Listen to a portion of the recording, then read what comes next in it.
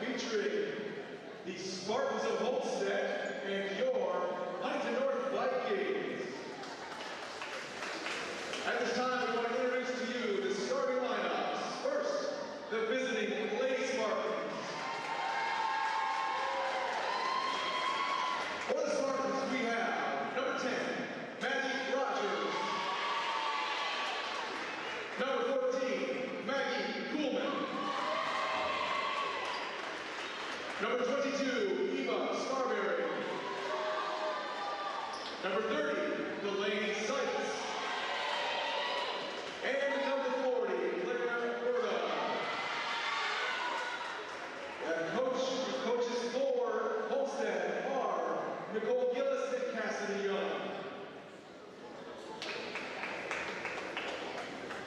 And now the starting lineup for the Huntington North Lady Vikings. Starting at guard, number 2, Harper Bailey. Starting at guard, number 5,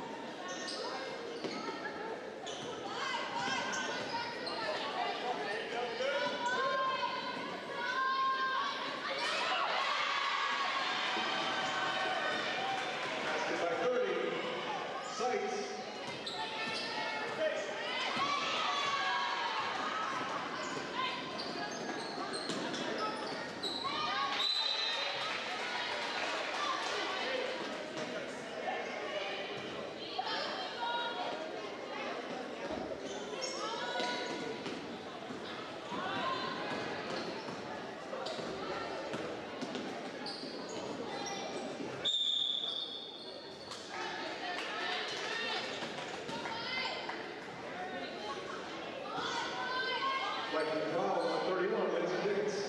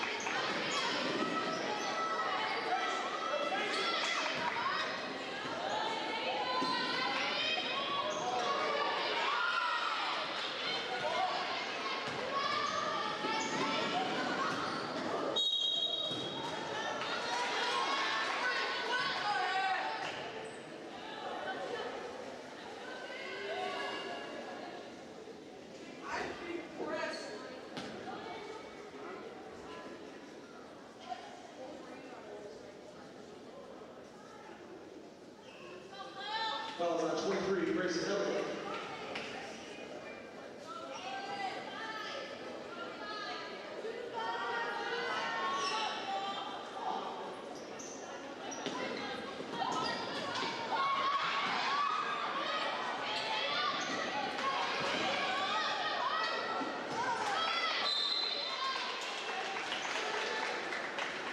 Jump ball possession arrow is in favor of the Lady Spartans.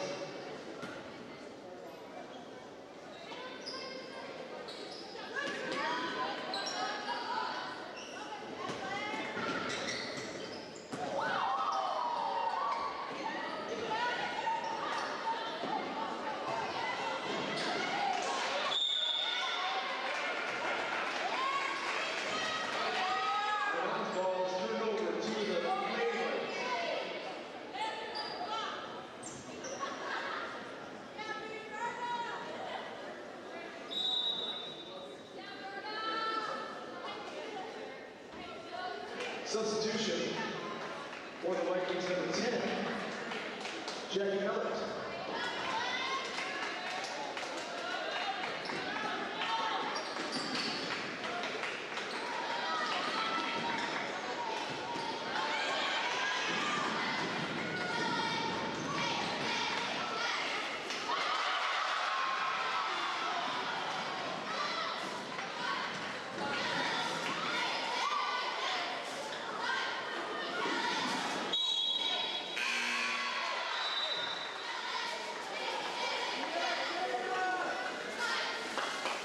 Number 4, Paisley Martinez into the game for Homestead.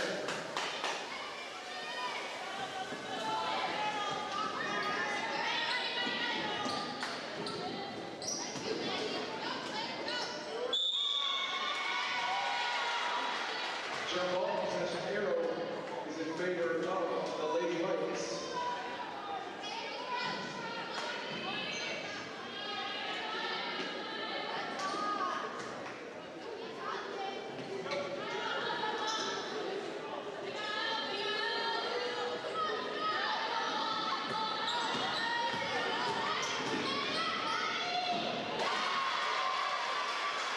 Basket by Abby Clark.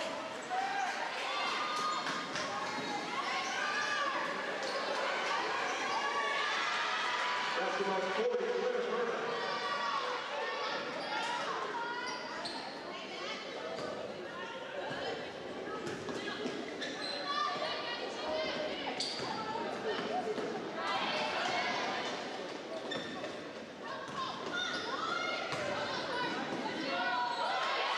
Basket by 22, Strawberry.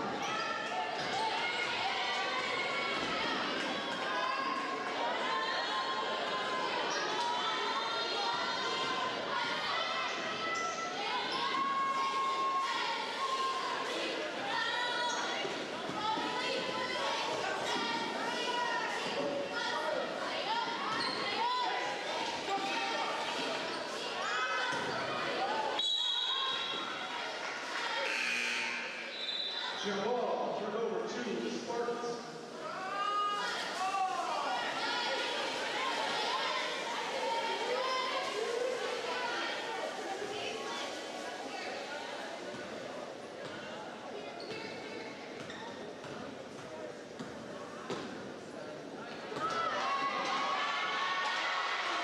Basket by 44, Katie Knoll.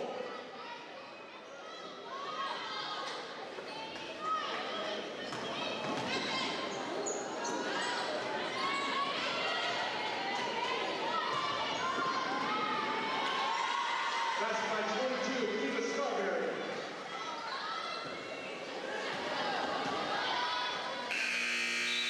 And the first quarter is Homestead 15, Huntington North 5.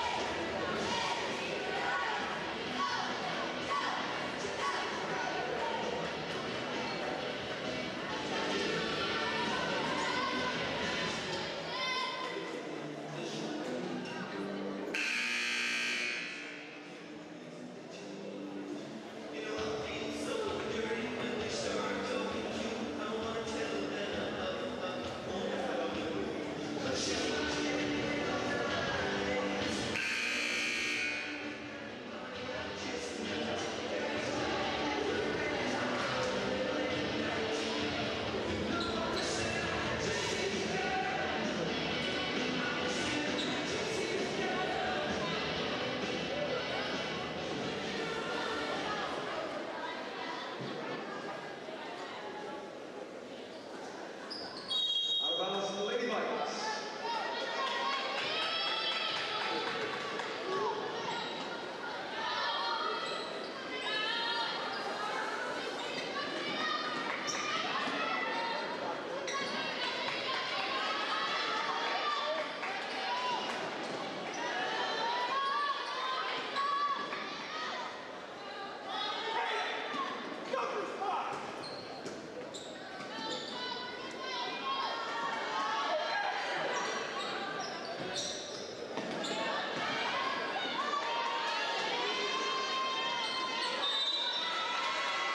Out of bounds last touch by the Vikings.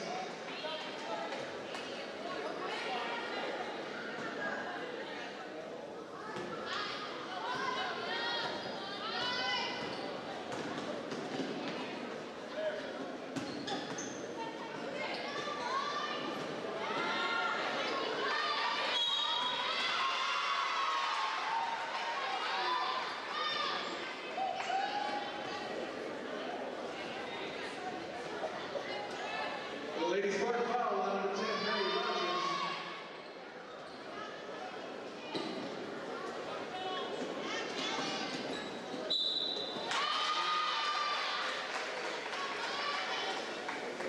Spartan foul on number 4, Aislinn Martinez.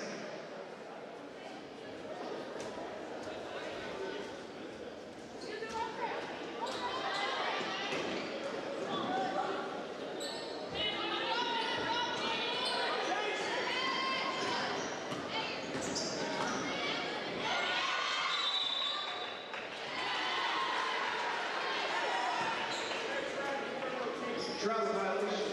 Ball's turned over to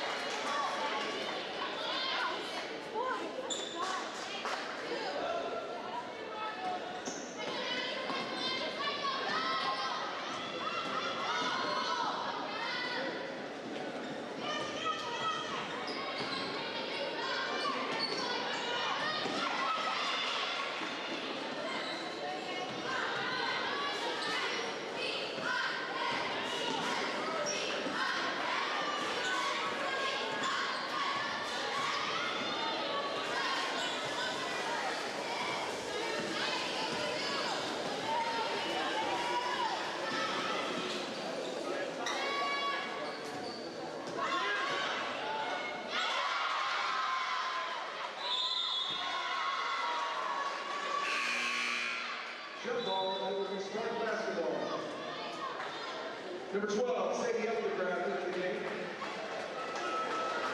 Also into the game, number 30, the Lady Sykes.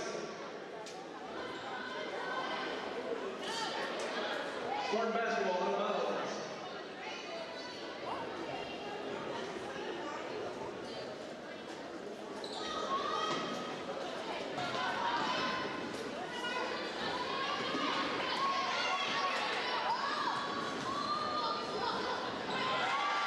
Basket by 44, Katie Knoll.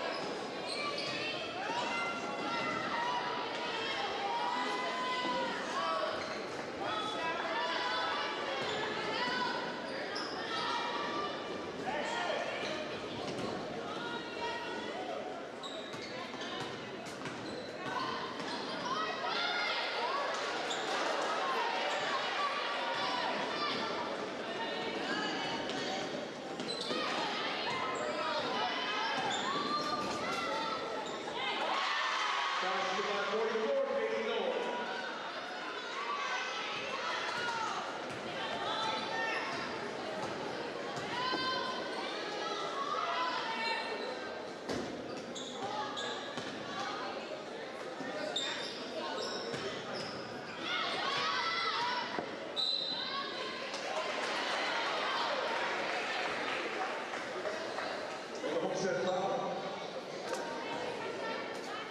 Foul is on number 4. Hazel Martinez. This brings number 31, Lindsay Dickinson, to the game for the Lady Vikings.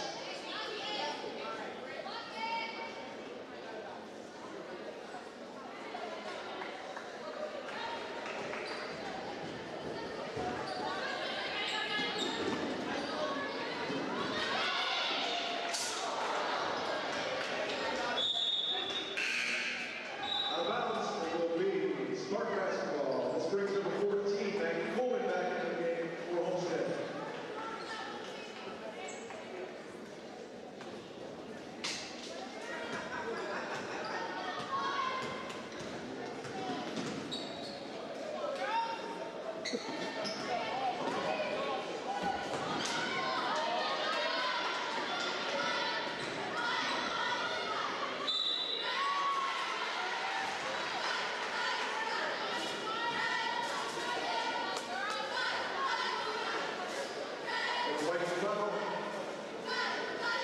Number 2, Harper Bailey.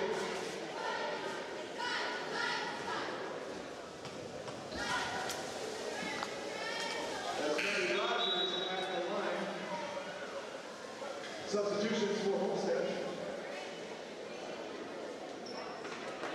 Number 2, Matt Hardy into the game. Coming back into the game is number 40, Claire Burrow.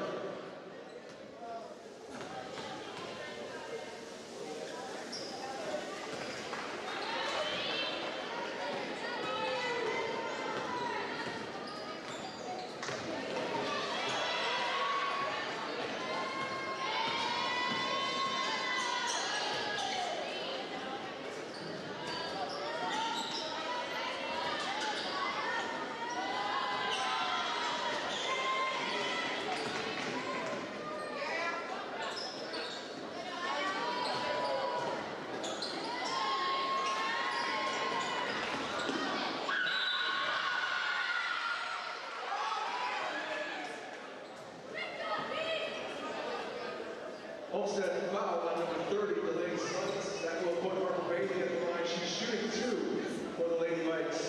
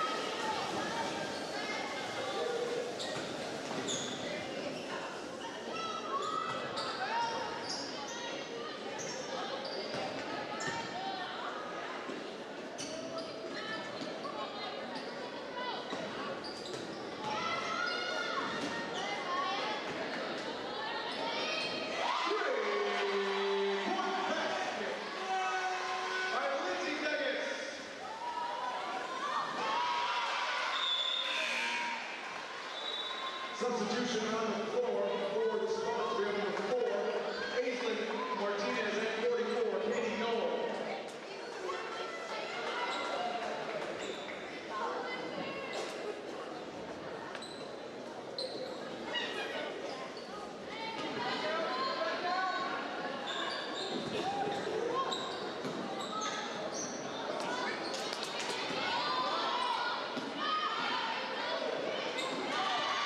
Basket by 14.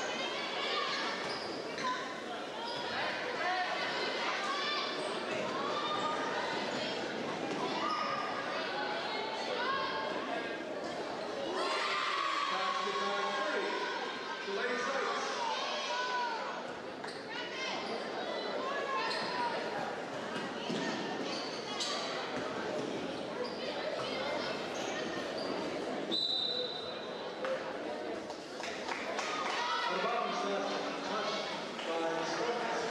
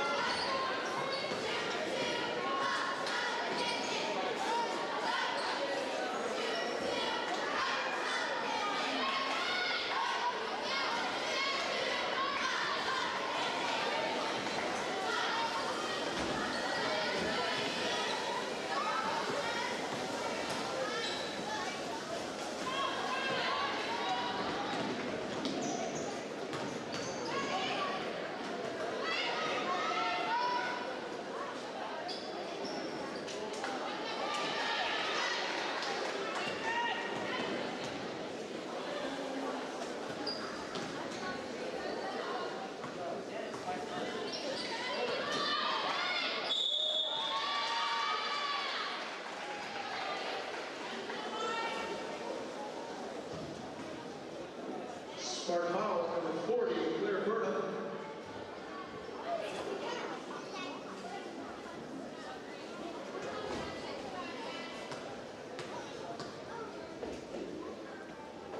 Addie Bowles at the line, shooting 2, making good out of the first.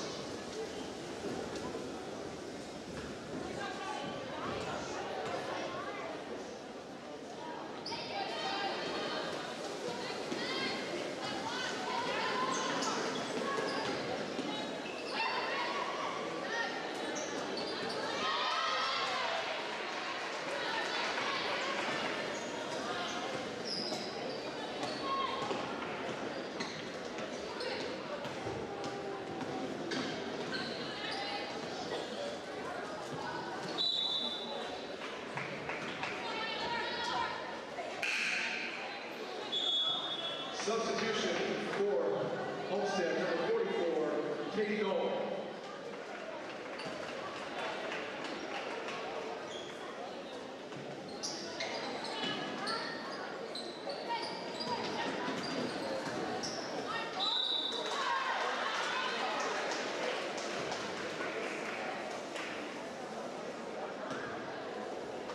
Fouls out number 40, Claire Berta. That will put Harper Bailey at the line to shoot 2 for the Lady Vikings.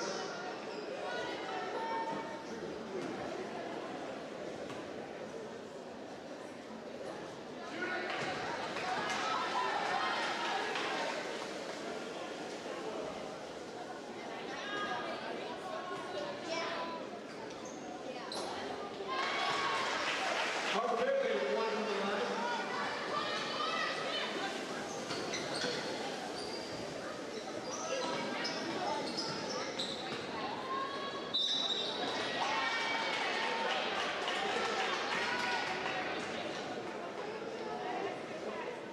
Lady Vikings foul at number 5, Katie Newman.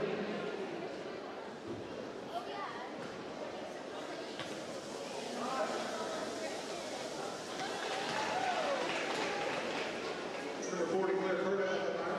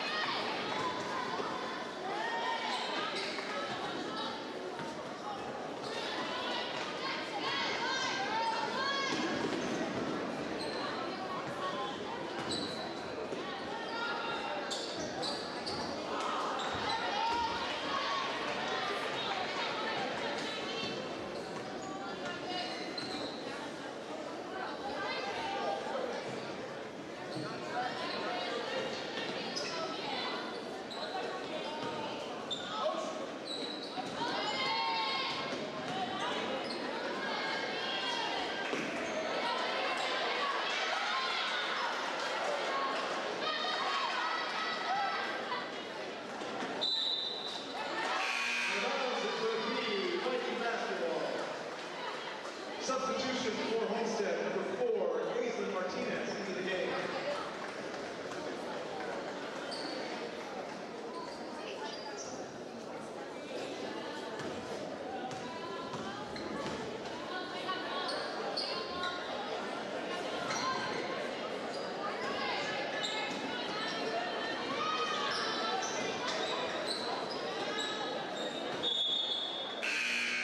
Traveling violation ball is turned over to Homestead, which will bring Homestead substitutions on the floor. Number 2 is coming into the game. That's Amaya Hardy.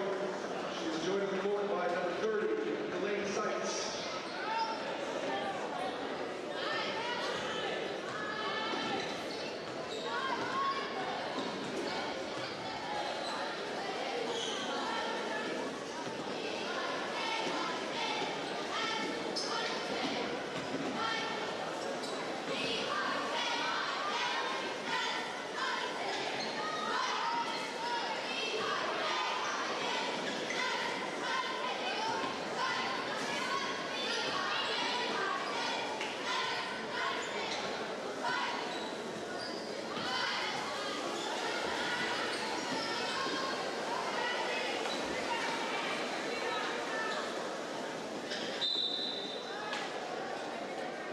We have a Viking foul on number 5, Patty Funk.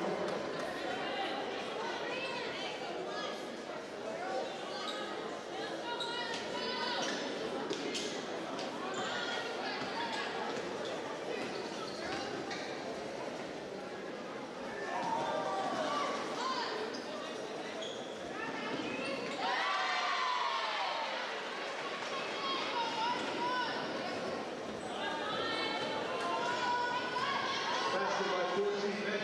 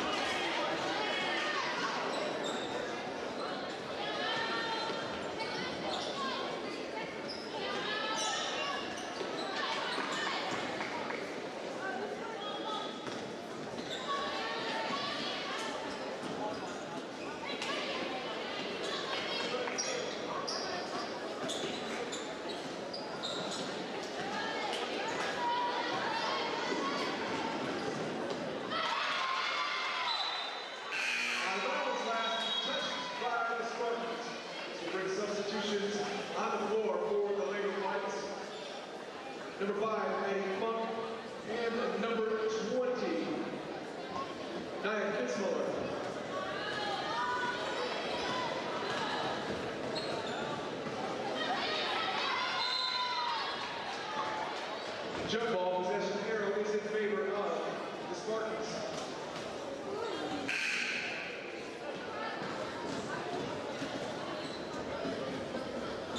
Number 10, Maddie Rogers into the game, along with number 22, Eva Scarberry.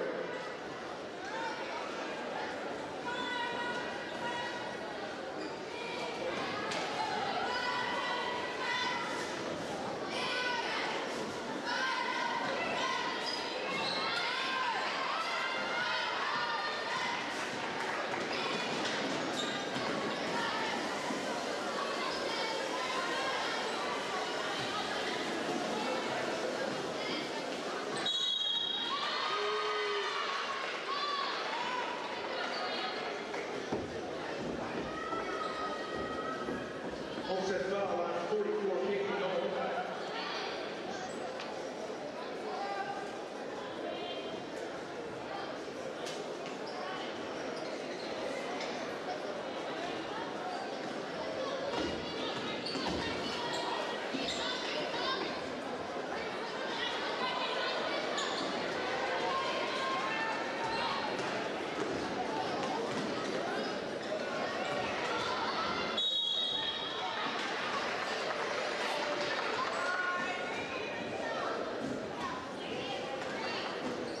Huntington North foul on 29, Pittsburgh.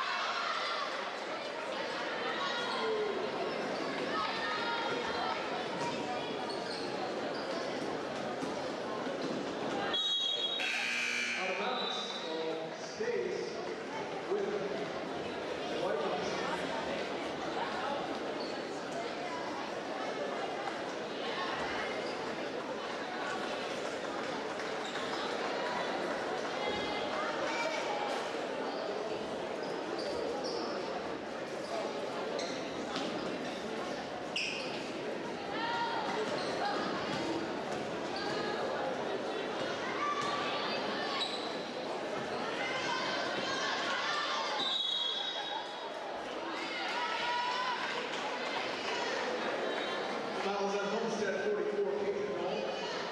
At the line shooting 2. Naya Pismuller.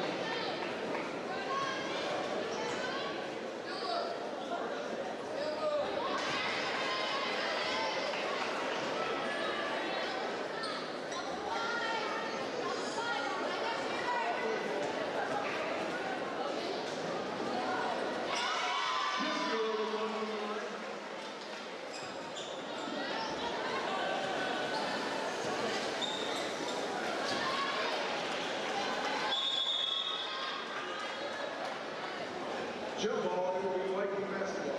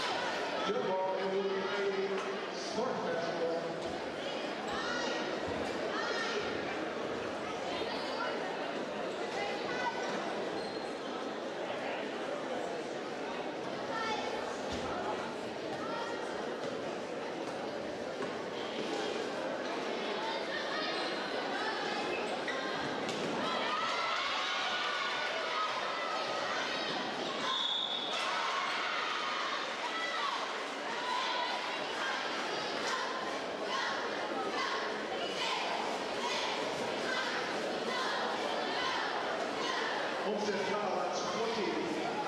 Thanks to Avia finisher at the line of that fumble.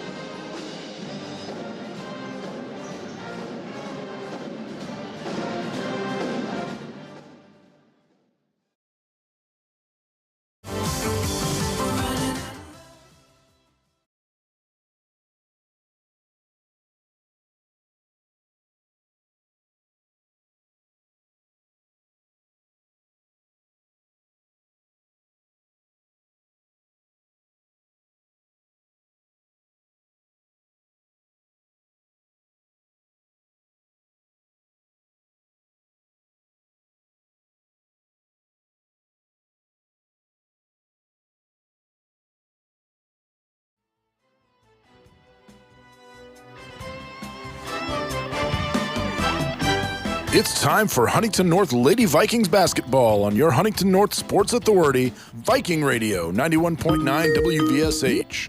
Before we head to the hardwood, we'd like to thank the following sponsors for making tonight's broadcast possible.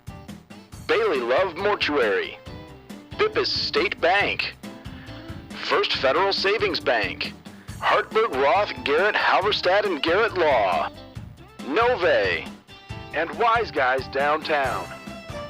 Now let's head to the arena for the fast-paced action of Lady Vikings basketball on your home for Huntington North Sports, Viking Radio, 91.9 WVSH.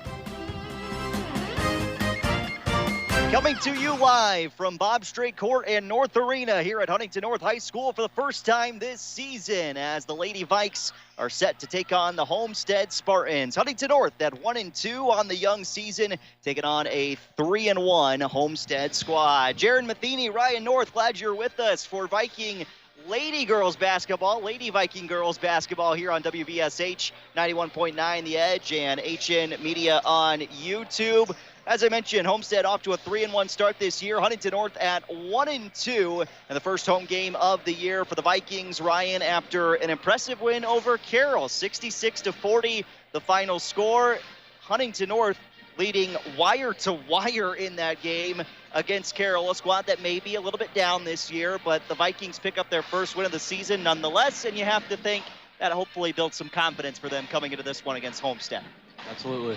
Now we'll see if Huntington North can use that confidence today to knock off a Homestead squad that's inside the top 10 in the coaches poll at the moment. We'll preview that in just a little bit. Huntington North 1-2 on the year, and head coach Matt Hines' 5th season at the helm. Coach Hines 68-28 in that time here at Huntington North. He's got an overall record of 131-54 in 9 years, with a previous 4 coming at Eastbrook High School. Hines went to the boys' side of things, was the assistant for Coach Teagle, took the girls' job, and this Huntington North program has been a whole lot better ever since. And it starts, Ryan, mostly on the defensive end and what they do defensively and that kind of grit, that toughness that comes with being from Huntington. That's what Coach Hines wants to see on full display. And you think we've really seen this program take a huge step, you'd think, right? Absolutely. I mean, last game they had a very good defensively. They stopped them. They got a lot of balls poked out and scored offensively on them. Turnovers, and Coach Hines will talk about those turnovers coming up in our pregame interview here on WVSH. We'll hear from Coach Hines in a little bit less than 10 minutes. Huntington North trying to replace Taylor Double, and trying to do that, not an easy task, Ryan, because she brought so much to this team over the course of her 4 years here at Huntington North. Scoring, rebounding, taking care of the basketball, like we just talked about with those turnovers. You just can't replace a player like Taylor Double. So who does Huntington North look to in the couple pieces around Double the last couple years that have to step up now in this situation? I think they've been playing more as a team, relying on each other instead of one person. They've been looking towards Marissa Trout, who was on the team last year. They're looking more towards Gracie Fields, Hayden Bailey. A couple underclassmen stepped up. Faith Minton has been very good on her free throws and defensive play. Abby Grube has also been very good on defense. So I think what Coach Hines is really trying to put together is a communicative team that likes to take the court together instead of just one person on the court. Play as one unit as opposed to the person or the name on the back of your jersey, and that's what this Huntington North program has become under Coach Hines in the last 5 seasons. We talk about Trout, and you can't talk about her without mentioning that half-court heave and the overtime winner last year at Homestead. 58-55, the final score. Ryan, that was the first win for Huntington North in girls basketball over Homestead since the 2007-2008 season. That tells you that this rivalry has been owned by the Spartans on the other side. But maybe that half-court shot starts to change this rivalry a little bit in favor of Huntington North. You've seen it if you've gone to the website. You know what that moment was like.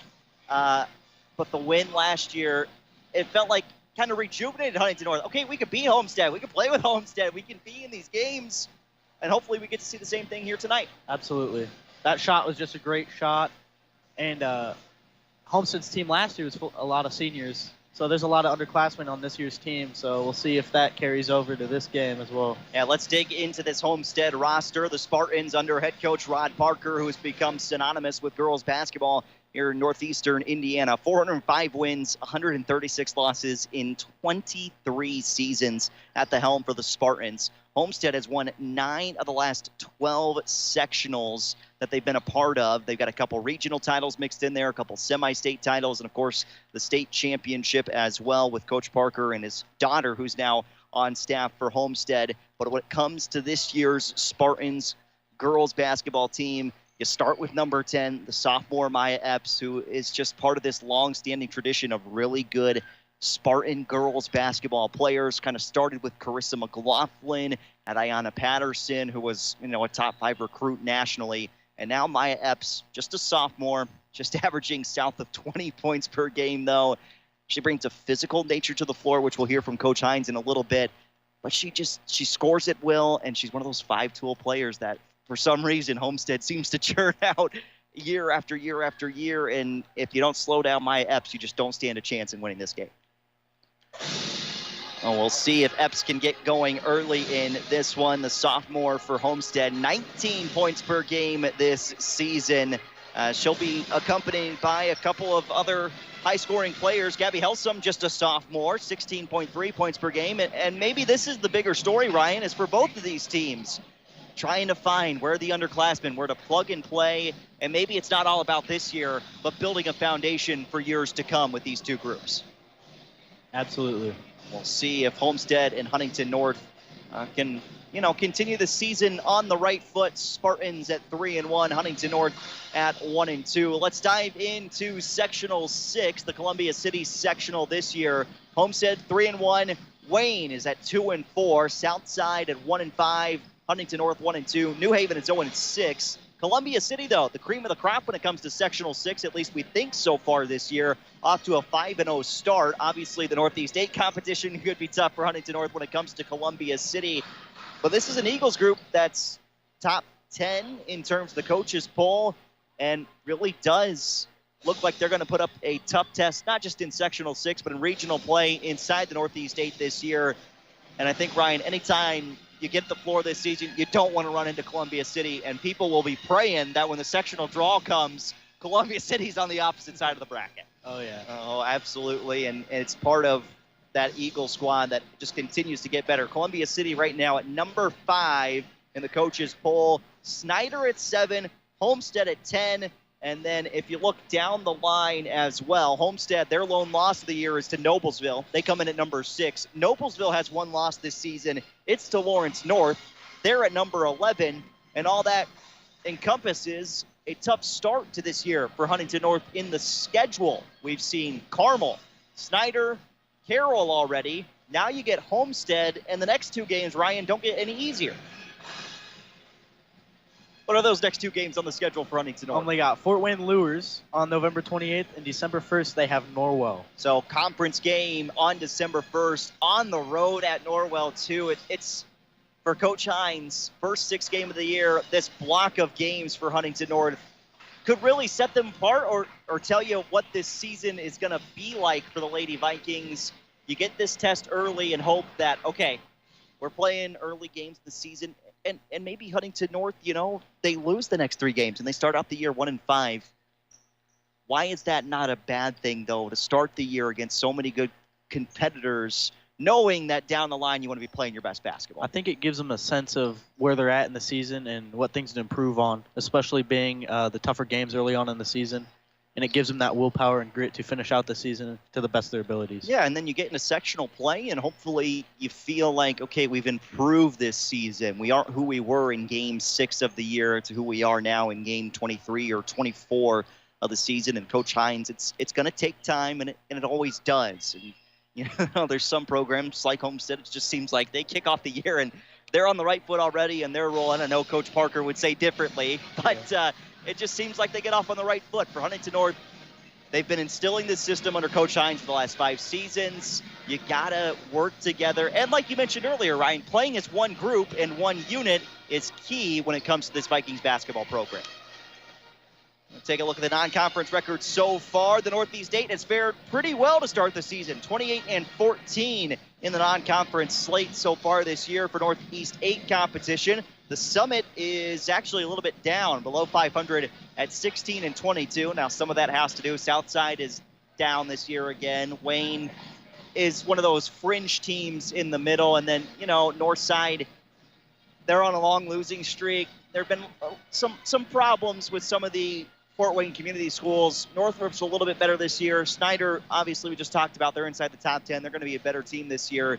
But it does seem like there's some separating factors, where in the Northeast 8, feels like everybody's kind of in the mix. Maybe you throw New Haven out.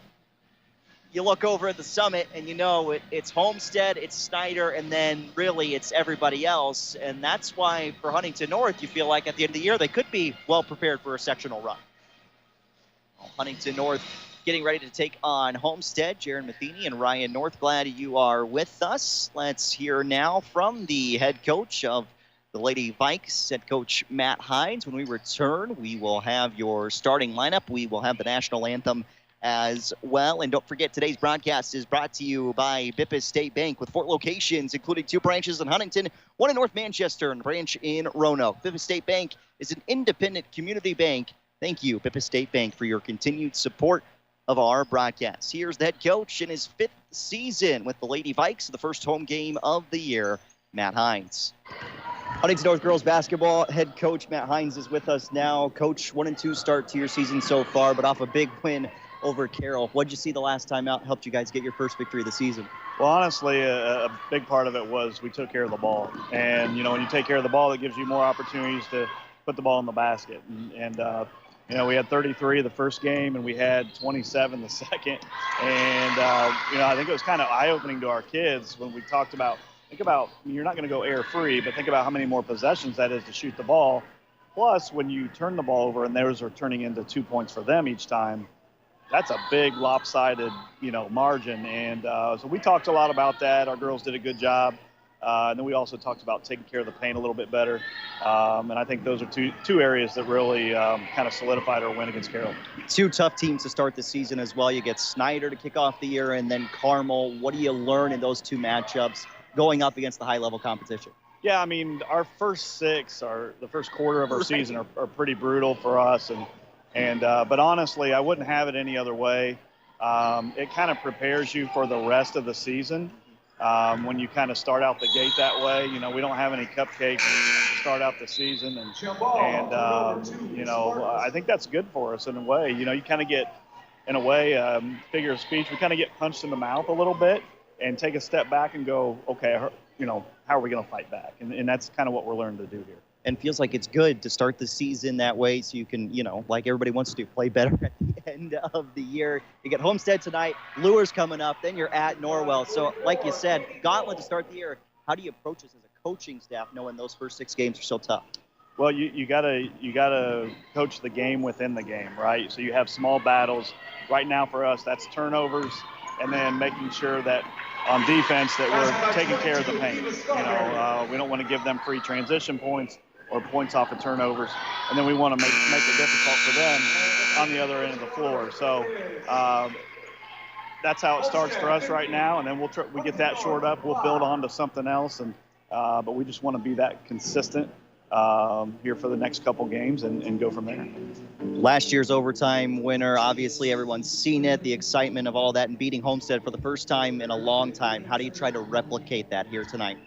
You know, I don't know. Obviously, you want to try to replicate it in terms of a win, but honestly, we've talked so much about the process, you know, that really we use the term NATO all the time, NATO, not attached to outcome, whether that's a shot going in or a mistake being made or even the final score. Yes, we're trying to win, obviously, but the best way to do that is to focus on each possession.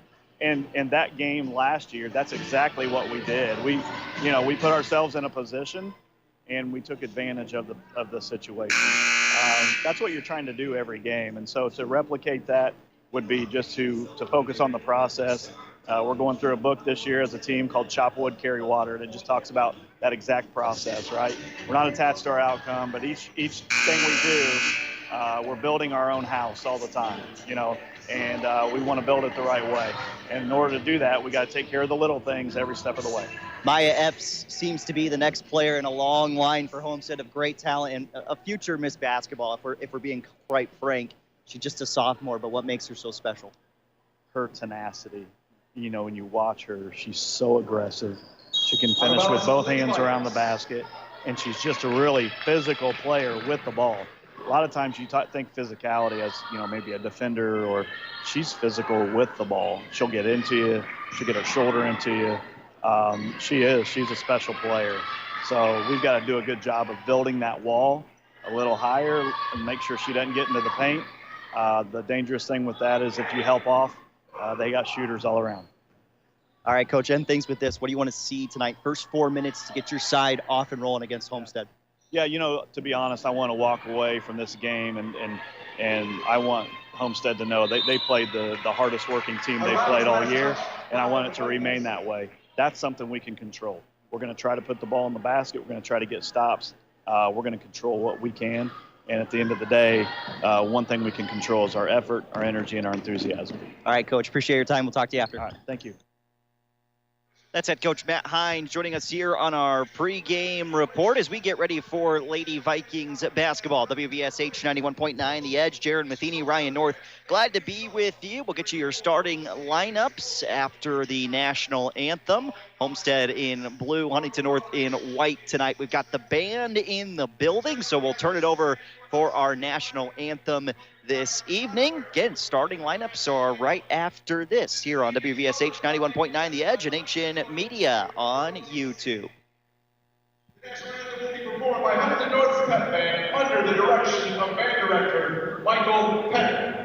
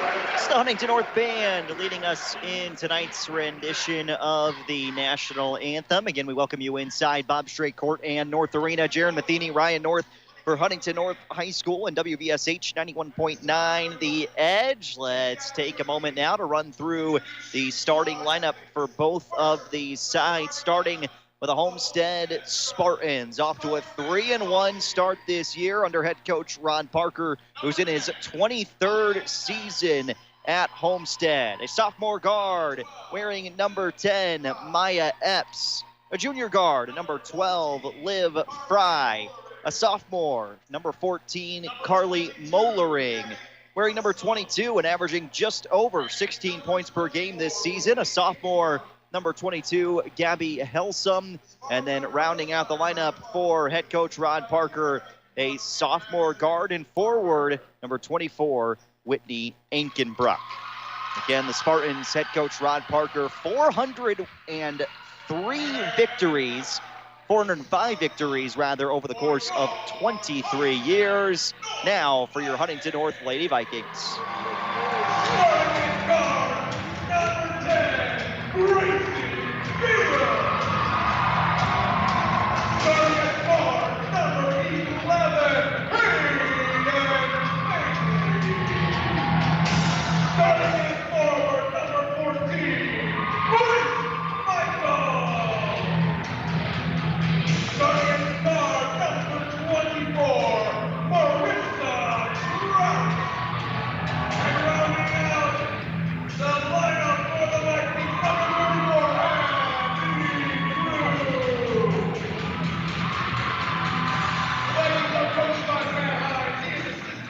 All right, one more time for Huntington North. Gracie Fields, Hayden Bailey, Grace Michael, Marissa Trout, and Abby Grube make up that starting five for Huntington North. Ryan, what do we got to see from the Vikings here early on to get off to a good start against Homestead, who is going to be a favorite in this one against Huntington North?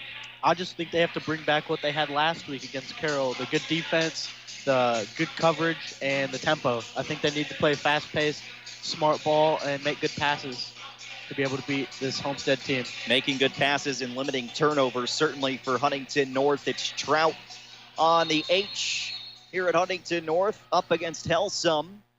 Lady Vikings nearly control the opening tip, and it is Huntington North who will have the basketball.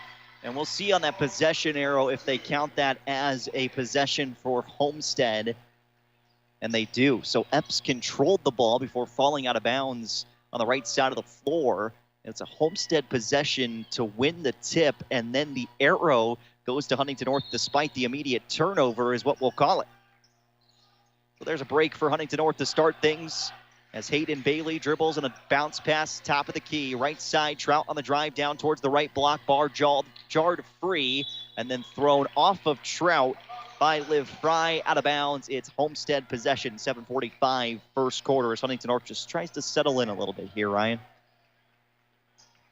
Spartans going up against a staggered press for the Vikings. Maya Epps, the sophomore standard that's become Homestead girls basketball, controls on the left wing. Epps straight to the rim, left-handed finish as she split by two defenders there. She is tenacious getting to that bucket. Some great ball handling skills by Epps right there.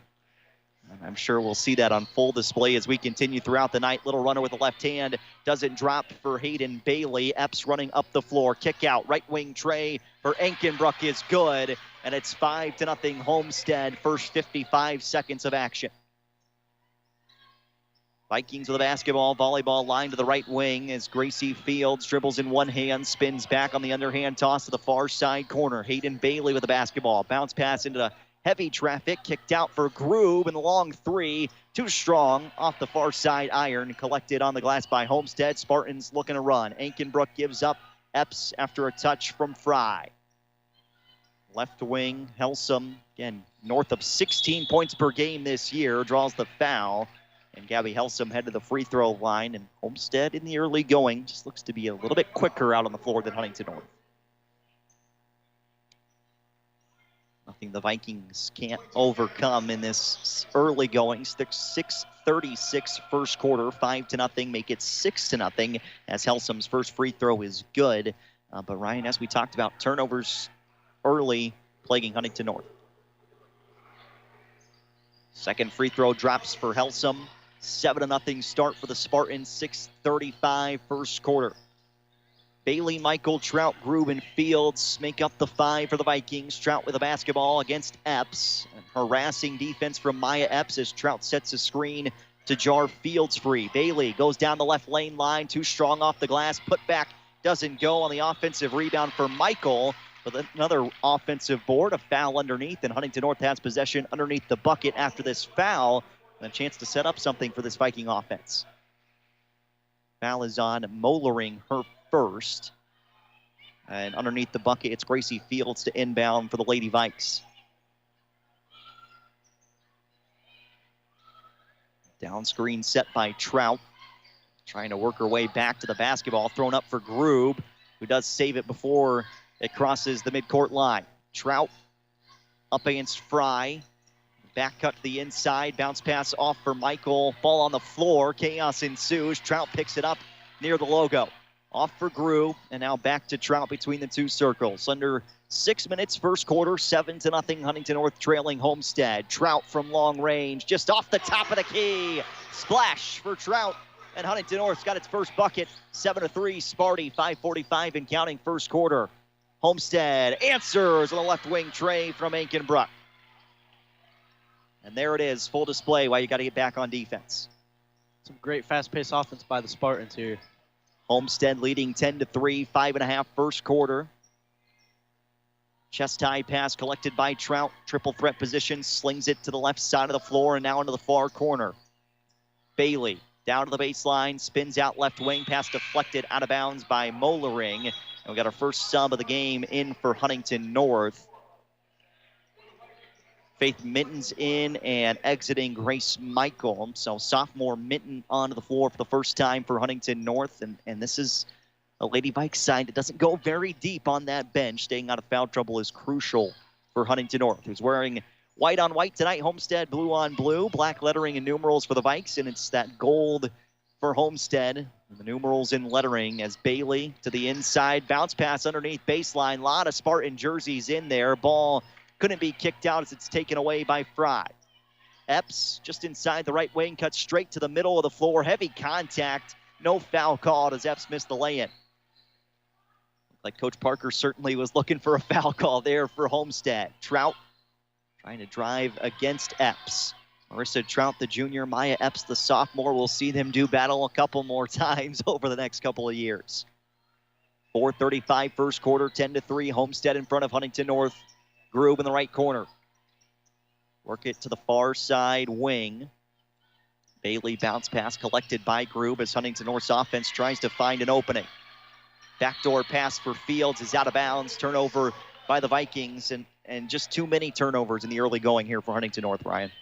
Yeah, these are some hard passes that they have to make against this great Spartan defense here. Looks like they're guarding fairly well, and girls need to pick it up just a little bit more. The offensive end, little slow start for Huntington North as Epps spins her shoulders. Inside 15, kicks out for a left-handed three. That's off the iron on the attempt from Liv Fry. Midway through the first quarter, 10-3, Homestead leads Huntington North here in girls basketball as we work our way towards Turkey Day. These two sides will face off in boys basketball back here at North Arena tomorrow. We'll have your coverage here on 91.9 The Edge. Right lane line down into the key. Fields bounce pass off for Bailey back towards the top. Fields going to launch from long range.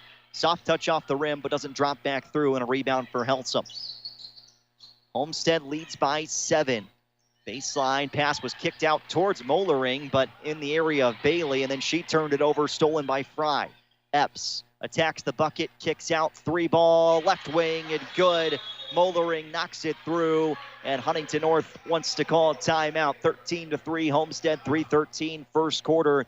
And the Spartans are cooking from long range early on. That's their third three already.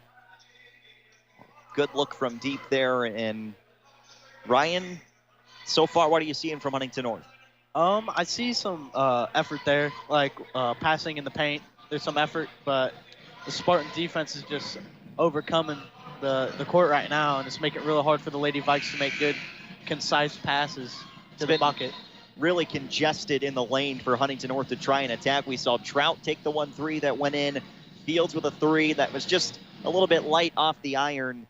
But it feels like if Huntington North's going to be able to get back into this first quarter, it's going to have to come from long range against Homestead because they're really sinking deep in the paint right now. So far, what I'm seeing from Maya Epps is some great defense. I mean, she's swatting the ball, tipping it. She's doing everything she can to get that ball in Spartan possession. So Huntington North with a basketball. Vikings trailing them by 10. Elle McDonald on the floor for the first time. She has the basketball on the left block, kicks out to Trout for a left wing tray, and Trout's got all 6 points for Huntington North as the 3 rattles through. 2:50 counting first quarter, 13-6. Spartans lead the Vikings. Trout on the long-range look, and we just set it out of the timeout. Coach Hines draws it up. McDonald had a good look at the rim first, and then Trout hits the three. Epps with the basketball, directing traffic off to the near side. Playing around the three-point line. Celine Oscan is in for the first time, has the basketball now left wing. Pass to the top of the key, nearly taken away by Minton. Homestead possession continues. Dribbling underneath. Kick out to the right wing. Epps, baseline, bounce pass out for an inside 15-foot jumper, which goes for Kendall McLaughlin. 15-6, Homestead leads. We got a 12 out there, Ryan, for Huntington North. Can you identify her? That is Riley Wilson. She's a freshman guard. So Wilson out there getting some varsity experience here against Homestead. Minute 50, first quarter. Bounce pass, good backdoor look, and the lay-in is in for Minton. Right-handed off the glass and good for two. Got to get back in transit. Deep three. Splash for Enkenbruck. She's got 9 points early on for Homestead. Spartans up by 10 on Huntington North. Minute 30, first quarter. And we continue to talk about it. Vikings got to get back defensively. McDonald in the corner. Harassing defense from the Spartans. And a 5-second call causes the turnover. And now both ends for Homestead. Good aggressive defense. They get down the floor quickly, and this is where Huntington North has to adjust. This is Elle McDonald's first game back, first game all season. She's back from a apparent ankle injury. Good to see McDonald back on the floor. Another substitution for Huntington North as Bailey re-enters. Trout gets her first seat on the bench, and probably for this minute 15 of the first quarter. Epps. Left wing, just inside the arc, kicks to the top of the key, long-range look. Enkenbruck again. She can't miss in the early going, and it's Homestead up 21-8. Final minute of the opening quarter. And the first quarter belonging to Whitney Enkenbruck of the Spartans. McDonald, a bounce pass back. Left-handed lay-in, drops off the glass for Hayden Bailey. And the junior's got 2 points. 21-10, Homestead, 42 seconds and counting. First quarter. Screen set by Oscan. Left wing. Epps gets the touch from Helsom. Helsom, screen left. Epps still has the basketball, left wing. Dribbling, and then has it taken away. A swipe for Gracie Fields, and a turnover by the Vikings. Final 20 seconds of the first quarter. Left wing, Trey, just off on the long-range look from Bailey. 13 seconds to go. Spartans looking for the final shot of the opening quarter. Epps on a downhill right lane drive. Contested, fights through it, lays it off and in for two. And that'll close the opening quarter of action. 23-10, Homestead leading Huntington North after 1 quarter of play. Much better response, though, from the Vikings in that final 2 minutes, Ryan. Yes.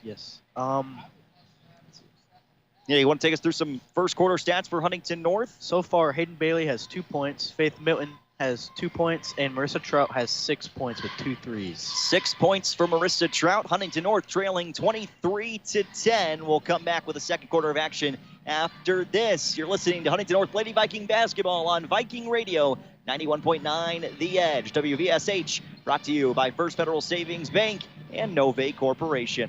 Here's a fun fact for you.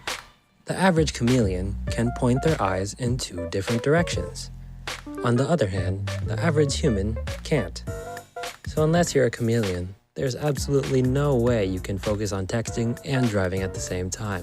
So don't do it, unless you're a chameleon. Visit StopTextsStopWrecks.org.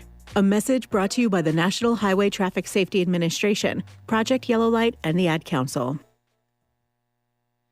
We welcome you back to North Arena and Bob Strait Court. Huntington North trailing Homestead 23-10. Jaron Matheny, Ryan North, glad to be with you on WVSH 91.9 The Edge. Second quarter upon us, Ryan. Turnovers, again, seem to be the main theme here for Huntington North through the first 8 minutes of play, and finding a way to slow down Maya Epps. Man, does she look good so far. Huntington North basketball as we begin this second quarter on the baseline. McDonald, and immediately a jump ball forced by Enkenbruck, who has been all over the floor for Homestead early on. Spartans basketball, and a couple of substitutions for Homestead pretty much to start this second quarter. Fry back in, and Mollering also returning to the floor for Homestead.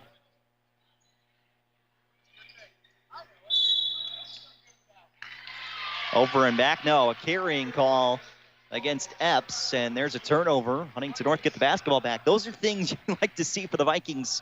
Now find a way to take advantage on the offensive end. Absolutely. Things like that don't really happen very much, and these Lady Vikes have to take that opportunity and every chance they can get, especially with a team like this. Yeah, and Homestead, a team that just does not turn over the ball a whole heck of a lot. Left wing on the bounce pass, Trout against Epps. This will be the battle all night long for these two squads. Back out towards the top of the key. McDonald drives left lane line into some contact, and McDonald to the free throw line for 2 attempts. Like you said, Ryan, good to see Elle back and good to see her attack straight down the lane. Yeah, it's good for her to be back, and her first game back is a home game. Yeah, first game back, a home game, and now to the free throw line for McDonald. She will shoot 2 here. 7:31 second quarter. First free throw rolls out. Gives us a moment to tell you that today's broadcast is brought to you by First Federal Savings Bank with 3 locations in Huntington, 2 branches in Warsaw, and 2 in Fort Wayne. First Federal has been serving individuals and businesses in northeastern Indiana for more than a century. Thank you, First Federal Savings Bank, for your support of our broadcasts. Free throw is good for McDonald, 1 for 2 at the line. And Huntington North trails by 12. 7:30 second quarter, 23-11. Homestead in front. It's Epps with the basketball, working onto the right wing with a pass, chest high for Fry. Left side corner pulled up, and a floater. Epps comes down with it like a receiver, cuts straight to the rim. Late help for Huntington North, and Epps lay-in goes for 2. She had the C's parted there, Ryan, to get down to the right block. A turnover on the other end. Homestead in transition. It's Epps going up against Trout. Right-handed lay-in off the glass and good for 2 more. 27-11. Homestead leads Huntington North. 6:50 second quarter. Vikings a little bit sloppy with the basketball right now. Hayden Bailey corrals at the volleyball line. Left wing Trout. Chest high pass collected by Fields and around the wing towards the right corner. Trout top of the key. To the left elbow, bounce pass back out for McDonald. 6.5 to go until the first half pause. Bailey, right wing, bounce pass between the 2 circles, controlling now Fields. Slings it to the inside, pass deflected and out of bounds. It is Huntington North basketball underneath the cup. Gabby Helsum back on for Homestead. A long possession here for Huntington North, trying to find a way to get it inside. But again, we've seen Homestead defense really tight underneath, clogging up the lane. Inbound goes deep to Trout, right back into the corner, far side. Bailey dribbles, baseline. Cut off by 2 Spartan defenders, back towards the top for Trout. Bailey hands off, gets it right back off a touch from Fields. We'll see Michael get back into this game momentarily for Huntington North on the next whistle. Trout has the ball under 6 minutes second quarter. Huntington North trying to find the right shot here. Good defense from Homestead. Pass inside, Fields nearly ripped away by Epps. In fact, it was stolen away. Homestead trying to push. Pass deflected. Numbers for Huntington North and a kick ball by Mollering. And this possession now continues for the Vikings offensively. Patient is a good word to say for Huntington North here. Looks like they're trying to be smarter with the ball, try to pass to the right person, and just get a good shot to make a good basket. Trying to find the right lane offensively here for Huntington North. Bailey inbounding underneath the cup, near side. And the pass sails over the head of Trout. Turnover by Huntington North. Groob's back on the floor, as well as Grace Michael for the Vikings. Huntington North starting the year 1-2. Homestead at 3-1. Sparty's off until December 1st after this game. Huntington North is off a week. They'll be back in action next Tuesday at home against Lures. Epps just off the right wing towards the top of the key. Pass over the top. Helsum gives off. Mollering. And there's a foul on Groob. Just a little hand check. And Huntington North picks up the personal, but just the first foul here in the second quarter against the Vikings. That is the second, though, on Groove. We talked about Huntington North having some issues in the depth department. Need Groove to stay out there. That's senior leadership, and hopefully for Huntington North, stay out of further foul trouble. Epps is off the floor for Homestead now. Jump shot short from Helsum. See if the Vikings can capitalize with number 10 sitting on the bench for Homestead. 27-11 Spartans, 5 minutes remaining second quarter. Trout attacks, kicks back out to McDonald. Left elbow, McDonald's pass just stolen away by Ankenbrook. Up ahead, Oscan lays it in for 2.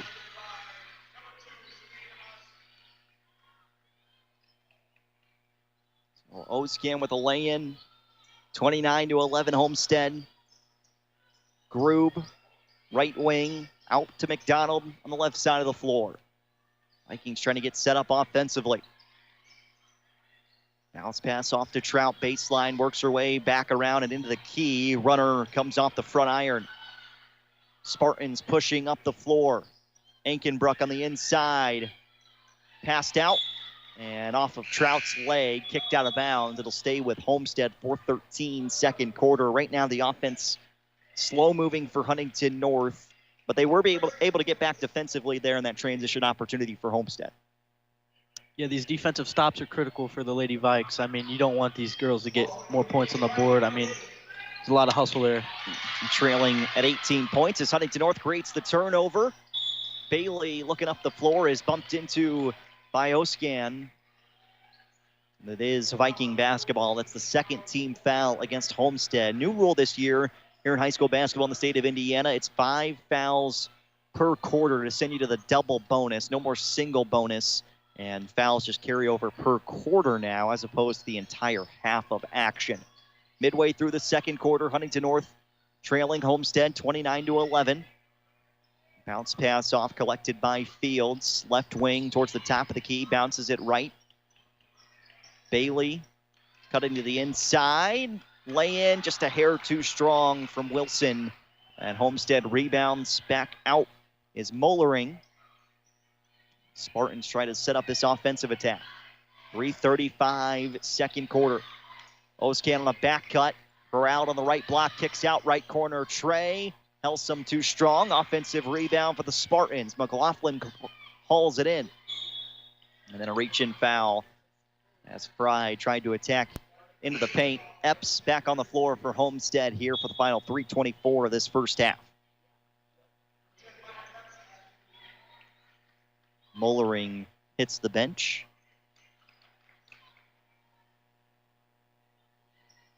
Bounce pass on the inbound to McLaughlin. Work towards the top of the key. Head fake from Fry. Epps, right wing 3 in the air. Kicked off the front iron. Offensive rebound collected by Helsum. Right back inside. Near side block kick out. Right wing. Oscan 3. Too strong. And this one clears out of bounds. Huntington North ball trailing by 18. 3:07 second quarter. Forced a long shot, although I will tell you, Ryan, that 3 from Epps looked really good.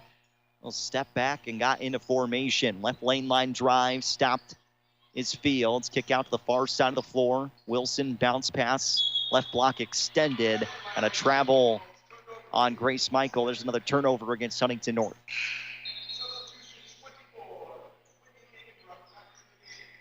Ankenbrook returns for Homestead. Whitney Ankenbrook just averaging 8.8 points per game this season, but hitting it from long range early and often. Here tonight, reach-in foul, far side of the floor is on Groob. Third team foul on Huntington North, and that's Groob's third, and this is where Huntington North's going to have to make a substitution now. Trout in for Groob, and that just creates further issues going into the second half as well. Pass intended there for Helsum. Don't think Homestead was on the same page about where that ball was going off the inbound. 2:30 second quarter. 29-11. Spartans on top. Huntington North basketball. Trout into the right corner. 3-point stance for Fields. Gives up to Bailey and a handoff back to Fields. Screen set towards the middle. Wavering through was Michael. Now down straight into the paint. Left-handed runner is good for Hayden Bailey. Huntington North crawls back within 16. Bailey good on the lay-in. 2:04 second quarter. Inside the right elbow. Runner for Epps, not there. Got her own rebound. Put back in, fouled. And that for Huntington North will drive Coach Hines crazy. Failed to box out on the inside there. And Epps, who missed the shot, was able to get her own rebound. She heads to the free throw line now.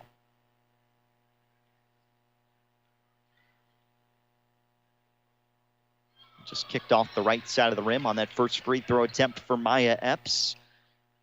Ton of Division I offers already. Just had some unofficial visits to campuses, some Big Ten campuses. Second free throw, no good, but the rebound rolls out of the hands of Michael, and they'll stay with Homestead. And when you talk about that next great Spartan basketball player, she's arrived already, and she's wearing number 10 for Homestead here tonight. Epps near side corner on the inbound for Enkenbrook. Homestead works it back towards center court. Helsum top of the key. McLaughlin to the left wing. Homestead working the ball side to side. Enkenbrook gives it up left. Fry out. Deep three ball off the wing. Kicks off the iron and out. And this rebound controlled by Trout. Big chance here for Huntington North. Try and score maybe 2 times in the next minute 20 and bring this game back to within 10-12. Bailey, left elbow. Double team, cutting inside is Trout into some traffic. Ball kicked around. Epps falls on top of it. And a foul against Huntington North as going after the basketball was Michael as Epps hit the court. That is the 4th. Well, we're moving now to the other end like it is. Yeah, the 5th team foul here against Huntington North. Effort is definitely there by the Lady Vikes. Just the execution's a little bit too much on times. 2 free throws for Homestead on the other end. Certainly getting on the floor, getting after the basketball. Shows the effort for Huntington North. McDonald back into the game. Second free throw for Epps upcoming. She hits the pair. 31-13 Spartans on top of the Vikings. Final minute 10 of the first half for Huntington North. Man-to-man defense for Homestead. Pass to Trout, deflected by Epps out of bounds. It stays with Huntington North for the final minute. Again, you'd like to see Huntington North able to get the ball to the inside somewhere, but Homestead has just done a nice job of keeping that passing lane unavailable. Yeah, the defense by Homestead's been fairly good this game. Keeping the ball away, make hard passes for the Lady Vikes. A little bit more online for Huntington North with the first 2 games we saw this season against Snyder and Carmel right now. Trout, left wing, looking for some movement offensively. Goes to the top of the key, kicks out right wing for McDonald. Flip to the opposite side in the hands of Bailey. She gives up to Fields. Huntington North maybe just draining clock here and looking for the final shot of this first half. Down to 33 seconds. Bailey picked up the basketball. She's trapped. Bounced it off top of the key and beyond that volleyball line, Gracie Fields holds. Final 22 seconds of the first half. Fields down to the right block, runs in, makes some contact, a blocking foul, and 2 free throws for Huntington North. 18.2 to go until the break. 2 free throws for Fields, and the first foul on Oskamp. So Gracie Fields to the free throw line, shooting 2. Gracie so far defensively has done pretty good. I mean, she picked off Maya Epps here in the corner of the court and had some very good possessions for the Vikes. Fields' first free throw is good.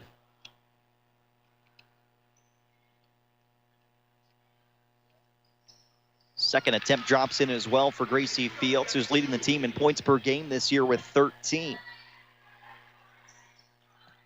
Now 10 of 15 at the free throw line. Final 10 seconds of the first half. Epps, screen to the left. Dribbles to the elbow, kicks out. Oscan spins it back. 3 seconds in 2. Epps going to have to hoist at the horn. Got it off at the buzzer, but the lay-in falls off the iron and out. Homestead 31, Huntington North 15 at the end of the first half of play. Ryan, what were your thoughts after the first 16 minutes of action? Well, I mean, it's been a tough half against this Lady Spartans defense. I mean, the Vikes right now, they aren't playing like the team they were last week when they faced Carroll. But, I mean, keep in mind, this Spartans team is a very good offense and defense. And, I mean, they've been hitting threes. They've been hitting all their shots. And they're making it really hard for the Lady Vikes defensively. I mean, getting the ball around. It's just all around just a pretty good group, and it's pretty hard for our Lady Vikes right now.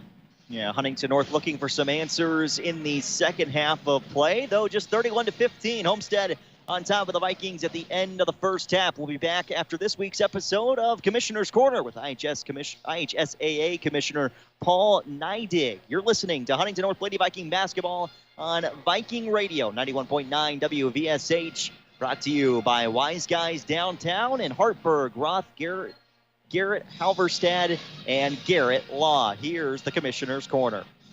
It's time for the Commissioner's Corner, an exclusive weekly conversation about Indiana high school sports with the Commissioner of the IHSAA, Paul Neidig. Now for an up-to-the-minute report about what's happening in the constantly changing world of high school sports, here's Coach Bob Lovell with Commissioner Paul Neidig. It is our weekly conversation with the Commissioner of the IHSAA, Paul Neidig. I'm Brendan King, in for the Coach Bob Lovell on the Commissioner's Corner as we get set for a great weekend in downtown Indianapolis, the IHSAA Football State Finals at Lucas Oil Stadium. Paul is with us right here.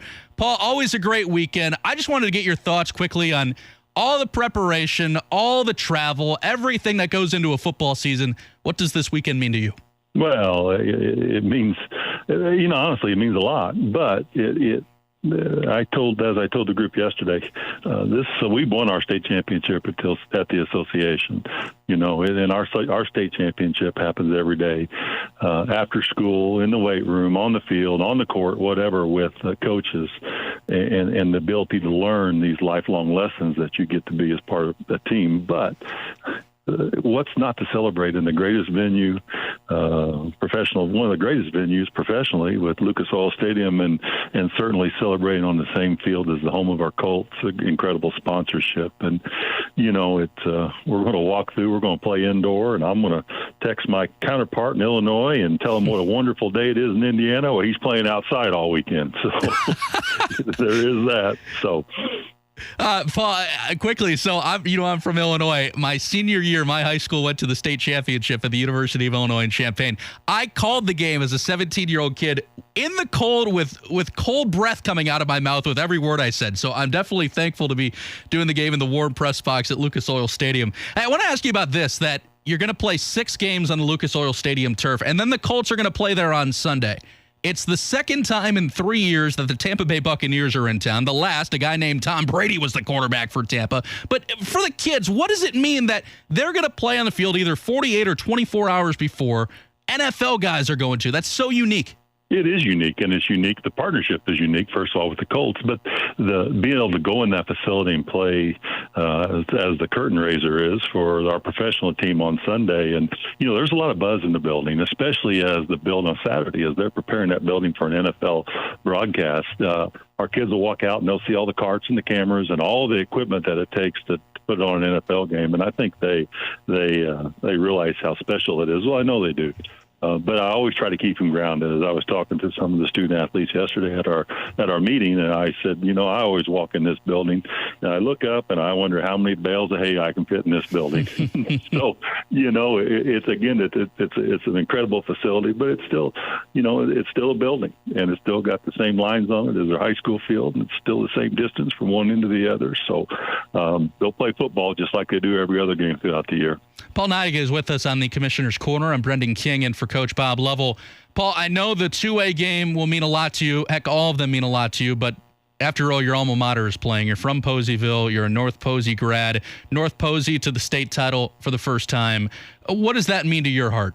Well, I have such fond memories of growing up in that community, and the thing that really is special for me is to see people that watched me play on the basketball court when I was in high school are still there. They're still in the crowd. They're still in the crowd, and I'll be able to reestablish some relationships. And they never leave when you grow up in a small community.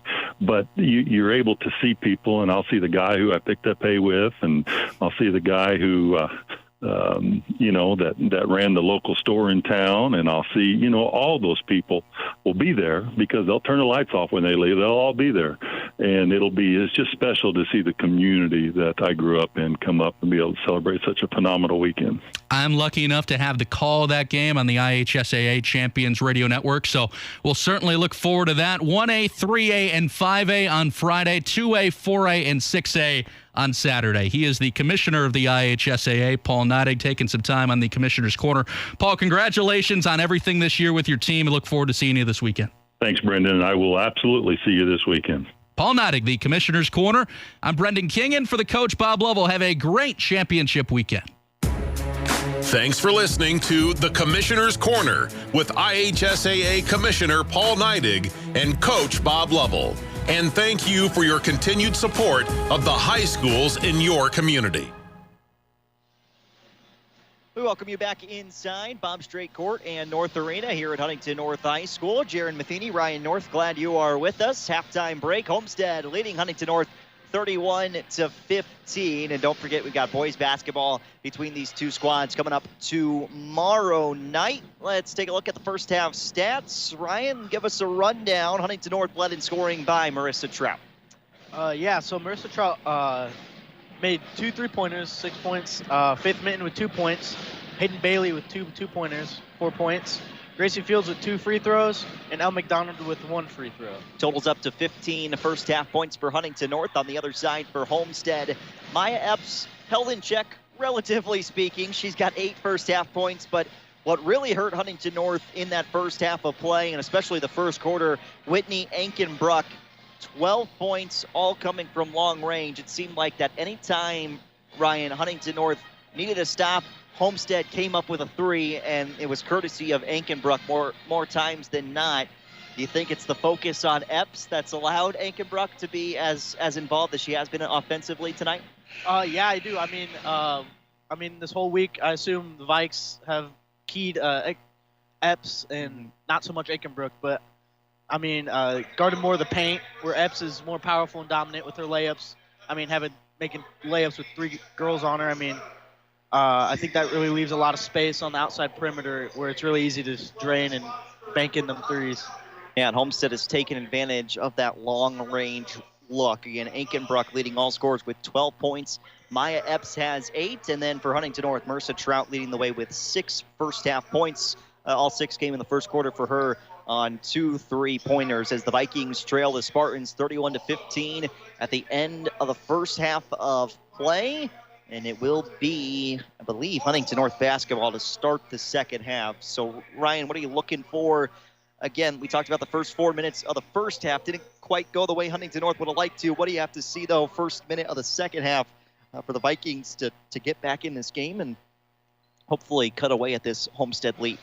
I think the Lady Vikes have to be more calm and collected, gain their composure, not let down by any means. Keep the energy and tempo up, but just make smart passes and smart screens and smart blocks. That's just key to success for their offense. Defensively, I think they're doing pretty good. I mean, the tempo and energy is there.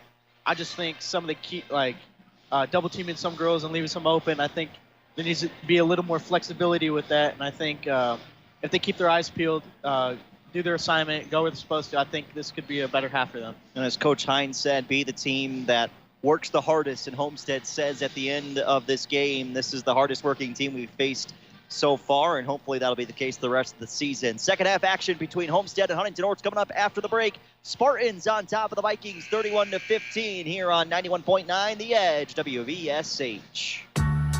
When you're high, you feel different.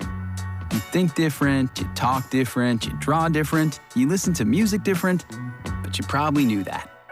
Problem is, you also drive different, and not in a good way. That's why driving high is illegal everywhere. So if you're high, just don't drive. make a plan to get a sober ride. Because if you feel different, you drive different. Brought to you by NHTSA and the Ad Council. I'm a pretty great multitasker. I can wash dishes and do laundry. I can roller skate while walking my dog. I can even order lunch while doing my homework. But I can't use my phone while driving. A distracted driver is one of the leading causes of death in the United States. So when it comes to driving, please, don't be a multitasker. Don't drive distracted. A message brought to you by the National Highway Traffic Safety Administration, Project Yellow Light, and the Ad Council. Ready for second half action here at Huntington North High School, North Arena and Bob Strait Court. Jaron Matheny, Ryan North, glad you're with us for tonight. Lady Viking girls basketball trailing Homestead 31-15. Second half of action, Huntington North with the basketball moving right to left. As the arrow flips in favor of the Spartans now, third quarter underway. Let's see if Huntington North can chip away at this Homestead lead. Coach Hines has his way. This game will be within 6 points by the time we start the fourth quarter. Coach Parker on the other side would like to see this lead grow to around 20 as it's deflected out of bounds. Huntington North keeps possession. Trout leading the scoring with 6 for the Vikings. Double screen set up. Trout against Epps. Right side, hands off on the wing. Bailey cutting towards the cup. Has to go filter back out, and now into the right corner, it's Fields. Leads with Huntington North in terms of points per game this season at 13 a contest. Fields turns, right elbow, spins back towards the top of the key. Pass collected by Trout. 40 seconds off the clock in the third quarter. Grube with those 3 personal fouls is in the game to start this second half for Huntington North. Offense continues to move up top. Ball nearly stripped free by Ankenbrook. In fact, it was, and then knocked out of bounds on a reach in from Michael. So first possession results in a turnover for Huntington North offensively. And now this is where we got to see the Vikings key in on the defensive side. They only gave up 8 points in that second quarter, but still only scored 5 on the offensive end. Epps gives up left wing. Helsum, she was held relatively quiet in that first half as Mollering has to collect near the center court stripe. Epps pass deflected. Grube with a takeaway. Numbers for the Vikings. 2-on-1 up the other side, and Epps rejects it. Up the floor, Epps. One train wrecking crew is fouled on her way into the paint, and that just shows you why she's so darn good as a sophomore. 2-on-1 break for the Vikings, and Epps was there to swat it away. Again, the effort was there by the Vikings defense. I mean, stopping this girl is going to be hard, so they got to put all-out effort on there on the court and try to stop her. Grube a bit too aggressive, just got whistled for her 4th personal foul. That'll bring number 4, Elle McDonald, back in for Huntington North. 6:41 third quarter, 31-15 Spartans lead, and that's the foul trouble for Huntington North. We've seen just 3 girls off the bench, 8 deep for the Vikings today. Those fouls can add up in a hurry. Epps inside the elbow, down towards the right block, nearly lost her footing. Jump ball. Spartans keep possession.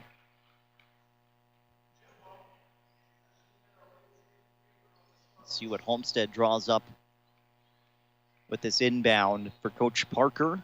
He's got his daughter on the bench now, Madison, who was a part of that state championship team for the Spartans.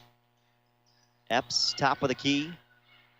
Gives up to the left. Isolation, far side. Fry swings it back between the 2 circles.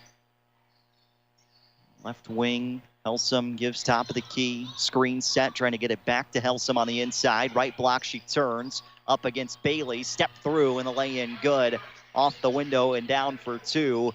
Spartans back up by 18. 6 minutes, third quarter. Vikings got a sub coming in at the next break. McDonald extended from the left wing, gets a handoff, works her way to the far side of the floor. Underneath, good cut from McDonald. Ball stripped free at the end and thrown back into Huntington North. Fields attacks and finishes for 2. Fields, right place, right time as Mollering threw that ball back in after a near turnover by Huntington North. Swiped down as Bailey tried to take it from Epps. Backdoor cut. Mollering to the rim and lays it home. Starting to pick up the pace all of a sudden in this game. 35-17, Spartans lead the Vikings, 5:15, third quarter. McDonald, left lane line, stops at the block, trying to kick out to the right wing. Heavy pass in the lane, ball loose, picked up by Fry, and she comes out of the pile with the basketball. Intensity picking up in this one, outside look, Helsum three ball is in, and Homestead has its largest lead now at 21 points. 4:50, third quarter. Huntington North trying to settle in this second half. Bounce from the right elbow to the left block, and a reach-in foul on Homestead. Charged to Whitney Ankenbruck. Sophomores first. Just look at this Homestead roster. Sophomore, junior, sophomore, sophomore, sophomore. 4 sophomores in the starting lineup, and yet here they are up 21 points. Inbound for Minton underneath the cup. Out of bounds, and Ankenbruck touched it last. She's a little frustrated with herself. In her hands and then out. McDonald to trigger the inbound off the right lane line. Kicks out up top to Trout. 25 feet out, launches, and rimmed off. Epps the rebound amongst a couple of Spartan jerseys. Throws ahead for Fry, who had to save it back to Trout. Huntington North could have numbers up the floor. At least 4-on-4 in transit. Everybody caught up defensively. McDonald shoves off on the left elbow. And maybe a bit of an embellishment by Fry. She gets the call. An offensive foul against McDonald. Homestead basketball, 4:19, third quarter. Spartans seem to be in control here at North Arena tonight. Out on the left wing, deep look for Epps off the heel. Rebound for Trout. It just takes a couple threes, and Huntington North throw themselves right back into this game. How about that? Wow. Spin cycle by Bailey and a left-hand finish. Vikings are not letting down. Absolutely not. Tempo high. Right wing three. There's Ankenbruck again. She's got 15 points.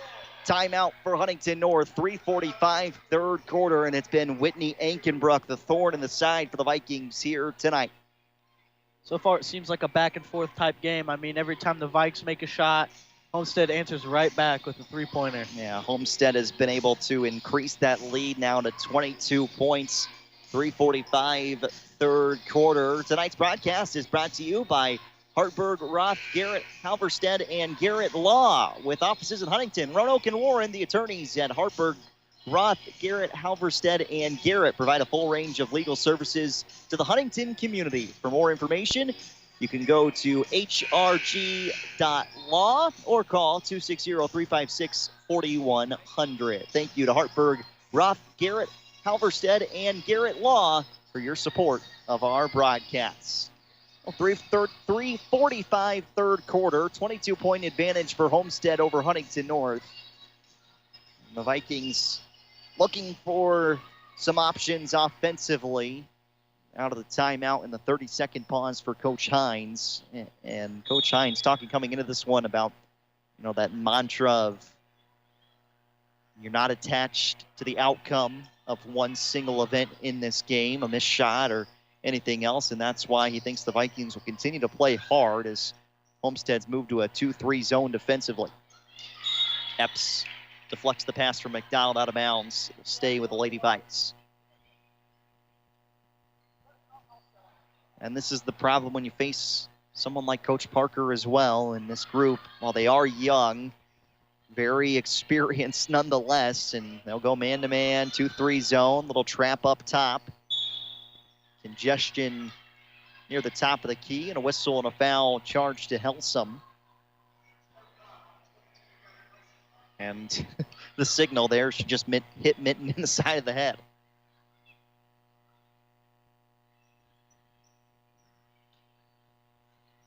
McDonald inbounding. Has to throw it up for Trout. Nearly poked free by Oskamp. Trout, left side, kicks off to the right wing. Huntington North around the arc. Bailey cutting, right block extended. turns around inside the lane from the right block down to the left side, but too strong on the lay-in. 3:05 third quarter. Spartans lead by 22. Cut inside. Good move from Helsum. She lays it off the glass, and that Spartan lead increases to 24. McDonald triple threat position. Double team comes from Sparty. Thrown back towards the top. Inside, Minton run into. Another foul on Homestead.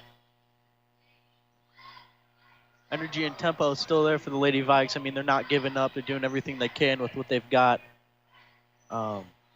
Just very good defense by the Lady Spartans right now. And right now, Huntington North just doesn't have a lot of answers at the offensive end of the floor. Bailey got to get it in, and it's a 5-second count and a turnover by the Vikings. So continue to look at this Homestead roster. Just one senior listed on the roster. That's Emma Royst, we have not seen tonight. And a couple of juniors, Delaney Seitz, as well as Liv Fry. Fry's the only one who's seen the floor, so it truly is underclass heavy for Homestead. Offensive rebound, Aikenbrunk is then bumped into by Trout. And that's the 4th team foul on the Vikings here in the third. Trout's first. 3 team fouls on Homestead. This was a shooting foul, they'll say, so Aikenbrunk puts up the first, and it's good. Averaging 8.8 points per game coming into this one. She's eclipsed that total and then some for Homestead. 45-19 Spartans, final 2.5 of the third quarter. Bailey bounce pass in the far corner. Double team trap comes from Homestead. It's thrown off McLaughlin's leg and out of bounds. Very tough defense, especially when you're trapped in the corner. There's really nowhere to pass it but on the feet. That coffin corner you get trapped into. You hear coaches say, stay away from the corner, stay away from the corner, as the inbound pass from Bailey's thrown off McLaughlin back out of bounds. But then you get on the floor and you're trapped, and all of a sudden you find your way in that corner, and yeah, sometimes the best option is just to throw the ball off a body. Bailey trying to get it in somewhere. It's Trout right wing, dribbling into the middle of the key, throws it up. Shot was partially deflected. McDonald offensive rebound. Slings it back to the right block for Trout, who has to dribble back towards her own bench. Far side of the floor, picked up her dribble. Epps reaches in. And there may be just a little learning point for the Spartans defensively. Great defense. Epps right where Trout was and stayed on top of her, but that little reach in draws the whistle. 4th team foul on Homestead, first against Epps. 2:10 third quarter. Trout off near side, Minton on the head fake. Poked free by Helsum, ball on the floor. Bodies all over it, and then bumped into was Trout. It's Oscan who picks up the personal and will send Marissa Trout to the free throw line for Huntington North. So we see the double bonus come into effect for the first time for the Lady Vikings, and now these are the spots you got to take advantage if you're Huntington North. It's at the free throw line. Now it's actually charged to McLaughlin. That's her third. Trout has been nearly perfect at the line this season. That makes her 13 of 14 as the first one drops through. This is the type of momentum you need in the game. I mean, whether it's free throws and personal fouls, I mean, just give you another chance and hopefully putting up more points on the board and hopefully a little change of point in the game here. Oscan makes quick work of that little staggered press for Huntington North. Epps, top of the key, trying to dribble around the right elbow. Hands off back for Helsum. Now Oscan with a touch, feeds it to the inside. Epps in the lane, finishes on the offhand, good for 2. Final minute 40, third quarter, 47-21 Homestead.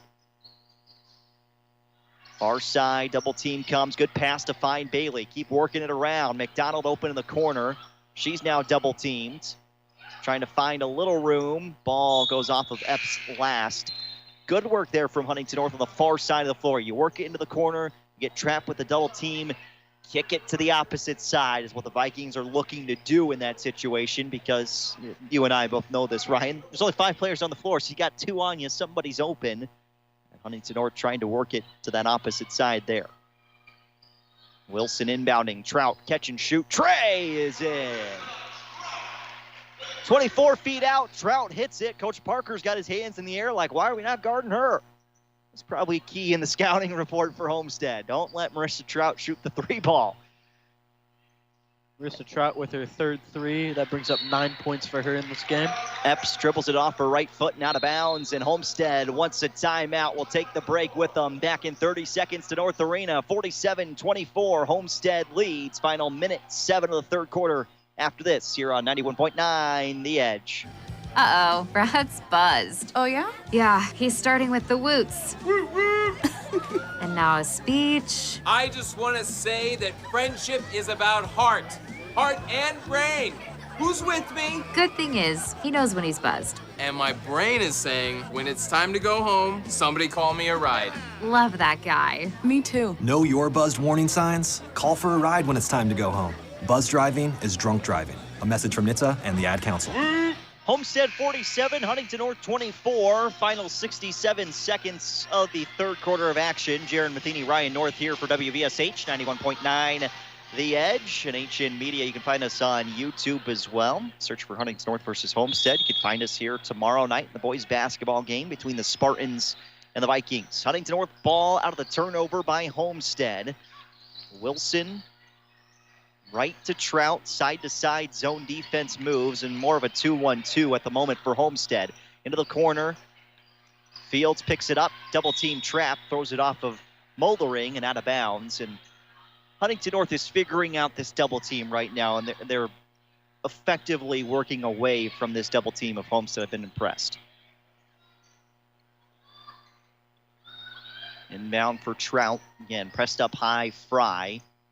Bounce pass to Fields, double team comes. Fields still has her dribble, gets out of that double team. Cutting all the way to the rim, Bailey just missed the lay-in. Moldering rips down the board.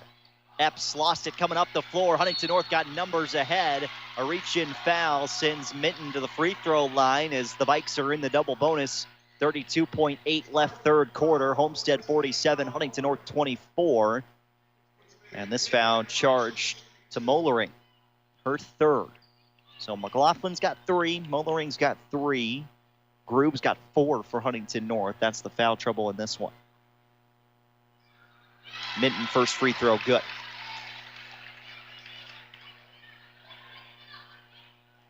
Faith Minton this season. 8 for 8 at the free throw line as she drops in the pair. 21-point game, final 30 seconds, third quarter. Defense has gotten intense for Huntington North, and there's a cheap reach-in foul charged to Bailey, and that'll send Moldering the charity stripe for 2 attempts. Vikes as a team this year have been pretty good from the free throw line. 67% coming into this game, but better in this one overall. I'm thinking off the top of my head, Ryan. Moldering first free throw, good. 2 misses maybe at the free throw line tonight. Yeah. Memory serves correct? Yeah, I think so. I mean, we've made a lot. I mean, Gracie Fields has made 2. El McDonough has made 1. So far, so good. Both free throws good for Moldering. 27 seconds left in this third quarter. Huntington North Vikings trailing the Homestead Spartans. Fry stripped it free near midcourt on the pass to Trout, but then off her own shoe and out of bounds. Defensive intensity is kicked up for Homestead as well here in the third. Now 20.4 remaining. Third quarter, 23-point deficit for Huntington North. Trout out of the volleyball line up top. Fry pressuring defense side to side. Vikings 6 seconds to go. Bailey, long range look, sinks it, and Huntington North pulls back to within 20 at the end of the third quarter. Bailey from way downtown cashes that one through, and the Vikes still with a puncher's chance as we enter the fourth quarter. Homestead certainly in control, though, Ryan. Yeah, I mean, that was a good look for what they had on the clock. I mean, you had to have shot that. And it went in. So far, I mean, the Vikes offense has done pretty good with the defense they've been faced with, the change up in this second half. And, I mean, they're just trying to pace it out and do what they can with the time and the players that they have. Huntington North trailing Homestead 49-29 as we hit the fourth quarter of action, which gives us a moment to tell you that tonight's broadcast is brought to you by Nove. Headquartered in Markle, Nove is one of the nation's largest manufacturers of utility trailers. More information can be found online at www.novecorp.com. That's Nove, N-O-V-A-E, corp.com, or you can visit in person in the I-69 Trailer Center near the junction of State Road 224 and I-69 in Markle. Big thank you to Nove for your support here of WVSH at 91.9 The Edge. 20-point Homestead lead, fourth quarter. Jaron Matheny, Ryan North along for the ride. Boys basketball tomorrow night. Vikings and Spartans will kick off the boys season here at Huntington North. And as we get back to action here, certainly want to say we're thinking about all the Homestead community and what's gone on this week. And we're certainly thinking about the Jamison family as well as we get ready for boys basketball tomorrow here in Huntington. Bailey on the left wing, dribbling down inside the elbow. Double team help comes and kicked out wide. In the corner, Wilson puts her foot in the ground, drives to the inside, too strong. Put back for Mitten is good. Off the glass and home. Good step by Wilson first to cut to the lane, and then the finish by Mitten on the offensive rebound. Other side, Fry pass deflected and taken away. Huntington North defense comes up with a turnover. And here we go, Ryan, a three-pointer here could make this a ball game again. This is the exact tempo we needed throughout this whole game, and I think they're just now starting to click. Just finding that groove here against the Homestead defense. Just a little bit too late here for Huntington North. Wilson, bounce pass, near side corner. Fields trying to dribble against Mollering. Cut off on the inside. Fry hit the deck trying to chase Bailey around to the far corner. She's got the basketball now, cutting to the inside, and a jump ball underneath off the shot from Fields. It is Homestead basketball as Helsum draws the tie-up. 6:39, fourth quarter, Homestead 49, Huntington North 31.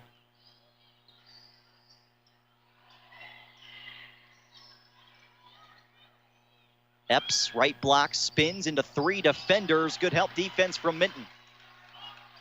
Trout dribbling against Epps. Goes all the way to the rim. Too strong on the lay-in. Kick out Fields. Left corner, Trey! Sinks it. All nylon for Fields. 15 points. Now separating. Ankenbrook in a hurry missed the lay-in. And Huntington North could draw back within 13 or 12 with a made bucket here. 5-0 run to start the fourth quarter for the Vikings. 5:55 and counting. 49-34 Homestead leads. Fields back out towards top. Wilson gives up left. Triple threat position for Bailey. Trying to get around Fry. Handing off Trout. Epps right on top of her. Extended from the left block, 18 feet out. Top of the key, Wilson stops left elbow, and a foul on the reach-in by Ankenbrook, and this is getting the Huntington North fan base back into it all of a sudden. This is the exact thing we needed throughout this game. I mean, the fouls and missed shots on Homestead's side really gives the Lady Vikes a chance to put up more of a score and make a comeback late in this game. It's first team foul this fourth quarter. Trout, top of the key, three! She's got another! Ring it up for Huntington North. 12-point game and an 8-0 run by the Huntington North Lady Vikes. They're right back in it. Mollering, swing pass to the inside, left block. Trout trying to draw the jump. Instead, it's a reach-in foul. Trout's second first-team foul on Huntington North here in the fourth. Good aggressive defense, though, Ryan. This is exactly what the Vikings are looking for. I mean, great shot selection by Trout there. Now with 4 3-pointers. For 12 points. 12 points for Trout leads the Huntington North scoring. Pitt was looking for a traveling violation on the far side of the floor. Viking defense continues to dig in. Under 5 minutes to go, fourth quarter. Fry on the left wing to the top of the key. Ankenbrook gives up right side. They'll swing it in. Minton charging to get after the basketball, and it's a reach-in foul on Huntington North. But if you're Coach Hines, you said it, Ryan, this is what we've been looking for all night long from Huntington North. 8-0 run to start the fourth quarter.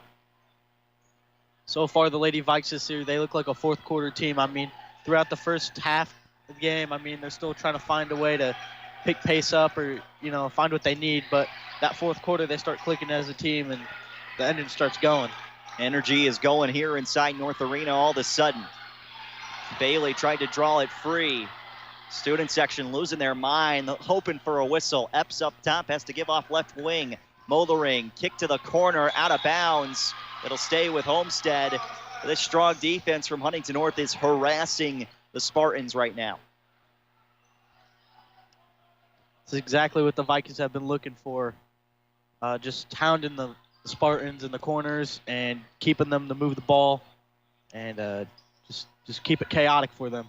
Pass on the inside. Helsum got the angle, left block, lays it in for two, and a much-needed bucket there for Homestead. Drawing towards the midway point of the fourth quarter. Vikes trail by 14, but they've been down as many as 24 in this one. Bailey, long-range look. She's got it! And Huntington North trails by just 11. Buckle in. This game's far from over. Epps on the Bob Strait Court logo. Back towards the top of the key, off for Mollering. We're down to 3:50 fourth quarter. Out up top, Epps right wing against Trout. Homestead inside, Ankenbrooks open. Minton, good help late. Offensive foul. Oh, travel. Either way, Huntington North will take it. Great defense by Faith Minton. I mean, just stand in your ground, hands up, and just make it hard for them to make a shot. Getting back in her spot defensively to cause that travel. Vikings with a bucket can bring it back to single digits. 51-40, Huntington North trails. Reach-in foul on Mollering. Energy in this building, and the mojo. Old Mo is on the side of Huntington North right now. 3:32 fourth quarter. McLaughlin back to the scorer's table for Homestead. And she's going to come in for Mollering, who just picked up her fourth. McLaughlin does have three. And with Wilson on the floor, the freshman out there, Huntington North staging this comeback. Inbound to Fields. Near side block gives out up top to Bailey. Bailey and Trout have hit some big threes. Trout launches, came up short, and went through the hands of Michael out of bounds. Grace had a chance there to haul that one in off the miss by Trout. And again, for Huntington North, it's finding that rhythm and that groove they've been looking for in this game here in the fourth. Epps left wing. Bounces to McLaughlin, kick right back out. Corner three from Epps is long. Ball on the floor, jump ball, Huntington North possession. 3:05 fourth quarter, and now, again, one bucket here for Huntington North. It's back to single digits, and you might start thinking about playing the foul game. I mean, great rebound by the Lady Vikes. I mean, just gaining possession, fighting hard for the ball, and, I mean, just doing everything you can at that moment in time. Continue to play with that chip on their shoulder. Be the hardest working team Homestead has to face. Bailey, top of the key, three. Looked good, just off to the left. 2:44 fourth quarter. Ryan, I saw your reaction. I thought the same thing. That was online, just a little bit left. Fry, right wing to McLaughlin. And a foul. Epps entangled with Michael. Kendall McLaughlin, wearing number 20, also a sophomore here for Homestead. Sister Carissa was Miss Basketball 2017. Then they had Ayanna Patterson win the Miss Basketball Award for Homestead. And certainly Maya Epps could be the next in that list of great Lady Spartan basketball players. Nearly taken away. Wilson almost drew it free. Jump ball. Homestead keeps possession on the arrow. But the Vikings continue to work in. What a great stretch from the freshman here in this fourth quarter. Lady Vikes will still in this game. I mean, give them time and space and see what they can conjure up. So far, they're playing hard and physical, and if you just give them the space, this could be a great comeback. McDonald back on the floor. Minton also returning. They go into the backcourt for Fry, and this is where the no shot clock in the state of Indiana comes into play against a comeback effort. McLaughlin, they get a foul there. It looked more like it actually dribbled off the foot of Bailey than anything else. It's Bailey's third, fourth team foul on the Vikes. 2:14 fourth quarter. Mollering's back in. McLaughlin will take a seat on the bench. Epps inbounding right in front of her own bench. 51-40, 2:14 fourth quarter. Vikings have outscored Homestead here in the fourth, but just too little, too late. Late whistle in the lane and free throws coming for Homestead. Gracie Fields picks up her second. Not a ton of contact there, but draw the whistle, and it'll be Helsum at the line shooting two.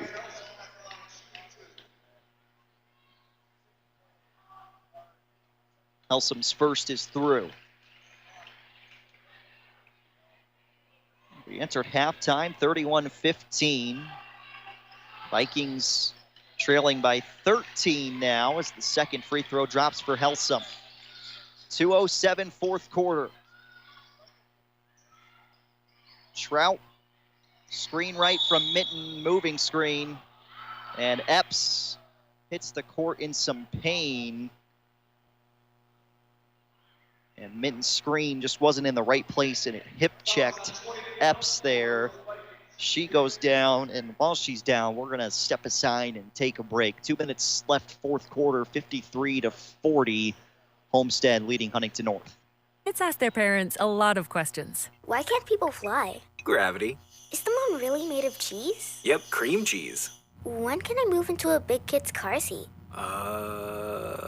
For some questions, parents may not have the answer, but that's okay. They can't know everything, but knowing the right seat for their age and size will help protect them in a car crash. Find out more at nhtsa.gov/the right seat. Where do babies come from? Good luck, Dad. A message from NHTSA Comes and the to a Ad gun Council. suicide attempt, all it takes is a moment. Heather and I had an argument just like any other couple. I was lost. I had snapped. I had a gun, and I was going to take my own life. Heather helped me realize that there was still a life to live for the better of myself, my family. My weapon is now safely put away. A moment of crisis can happen to anyone. Store your guns, locked, unloaded, and away from ammo. Hear more safe stories at endfamilyfire.org. Brought to you by Brady and the Ad Council. When it comes to a gun suicide attempt, all it takes is a moment. To her feet, My son Ricky and she took is his life back on by the the use of a Homestead firearm. sideline, but It out of broke this game me, and I here contemplated for the suicide. Spartans. 53-40. My grandson, Sparty I was gonna leading have to be Huntington here North. for Final him. 2 minutes of the I fourth quarter. still WVSH own my 91.9 firearm. The Edge. I keep Jaron it in a Papini and safe Ryan because North. I Glad to want to be keep with my you in North grandson Arena. and myself safe. Mollering Store your towards the guns, top for locked, McLaughlin, who's unloaded, in and away for from Epps. ammo. Hear more safe stories at Bruck trying to get endfamilyfire.org. around Brought to you by Brady and the against Ad Bailey. Council. How was your drive to school? Looking to force a Let me tell turnover. you, I had to get my iced coffee first. I just can't seem to put Homestead it down. playing keep My away. favorite rapper just announced a tour. My phone was buzzing like Aikenbruck. crazy. I'm so excited. I had to text all my Mollering out friends up right top. then to talk about it. Then Back towards the someone right started wing. calling me Ann. Aikenbruck and Huntington North is going to have to foul if they want to I get turned this my phone off right basketball away. back. I More never than drive likely. distracted. Fry Visit nearly swatted away, far side of the floor. A by message brought to you Fields. by the Back towards National the Highway top, Traffic just in Safety front of that H Administration, logo. Project Yellow. Now whistle. Minton picks up her third, and that sends McLaughlin to the free throw line. Maya Epps went down. She's standing and being worked on right now. They've got ice for her. Clearly in some pain. But I think the good thing you take away after she went down, as that's the missed free throw by McLaughlin, is she didn't grab a leg or anything like that. It wasn't like she went to her knee immediately. Looked like she was grabbing the back. Yeah, her backside. Back, maybe around the hip. I think she just got hip checked more than anything on that screen. So hopefully she's all right. Huntington North offensive opportunity. Minton lay in too strong. Went after the glass. Couldn't grab a rebound. Loose ball, Helsum, and a timeout for Homestead before the turnover. So ice being wrapped around the back or hip of Maya Epps. Obviously, she's not going to come back in this game for the final 52.5, but hopefully sophomore is all right.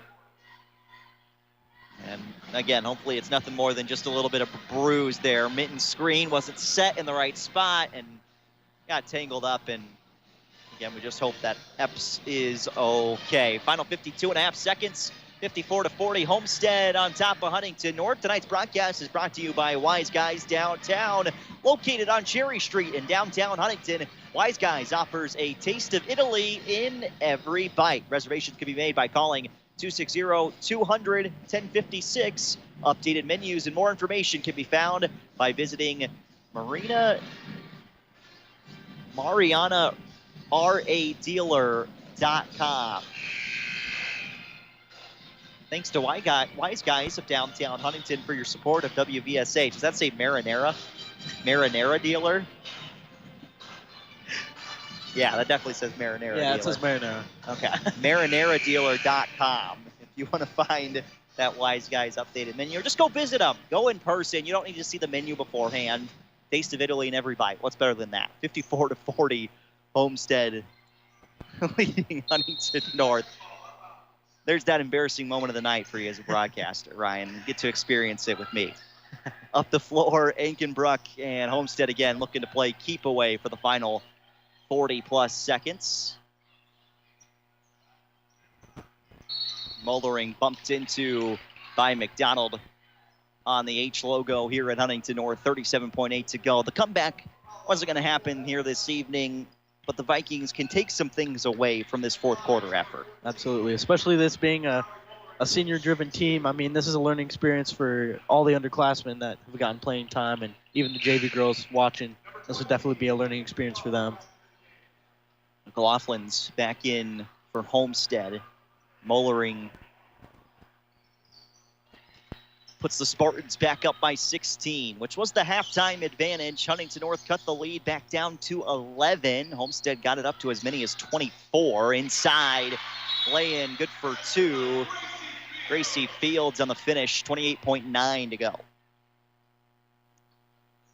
Again, good comeback effort here in the fourth quarter, but just too little too late.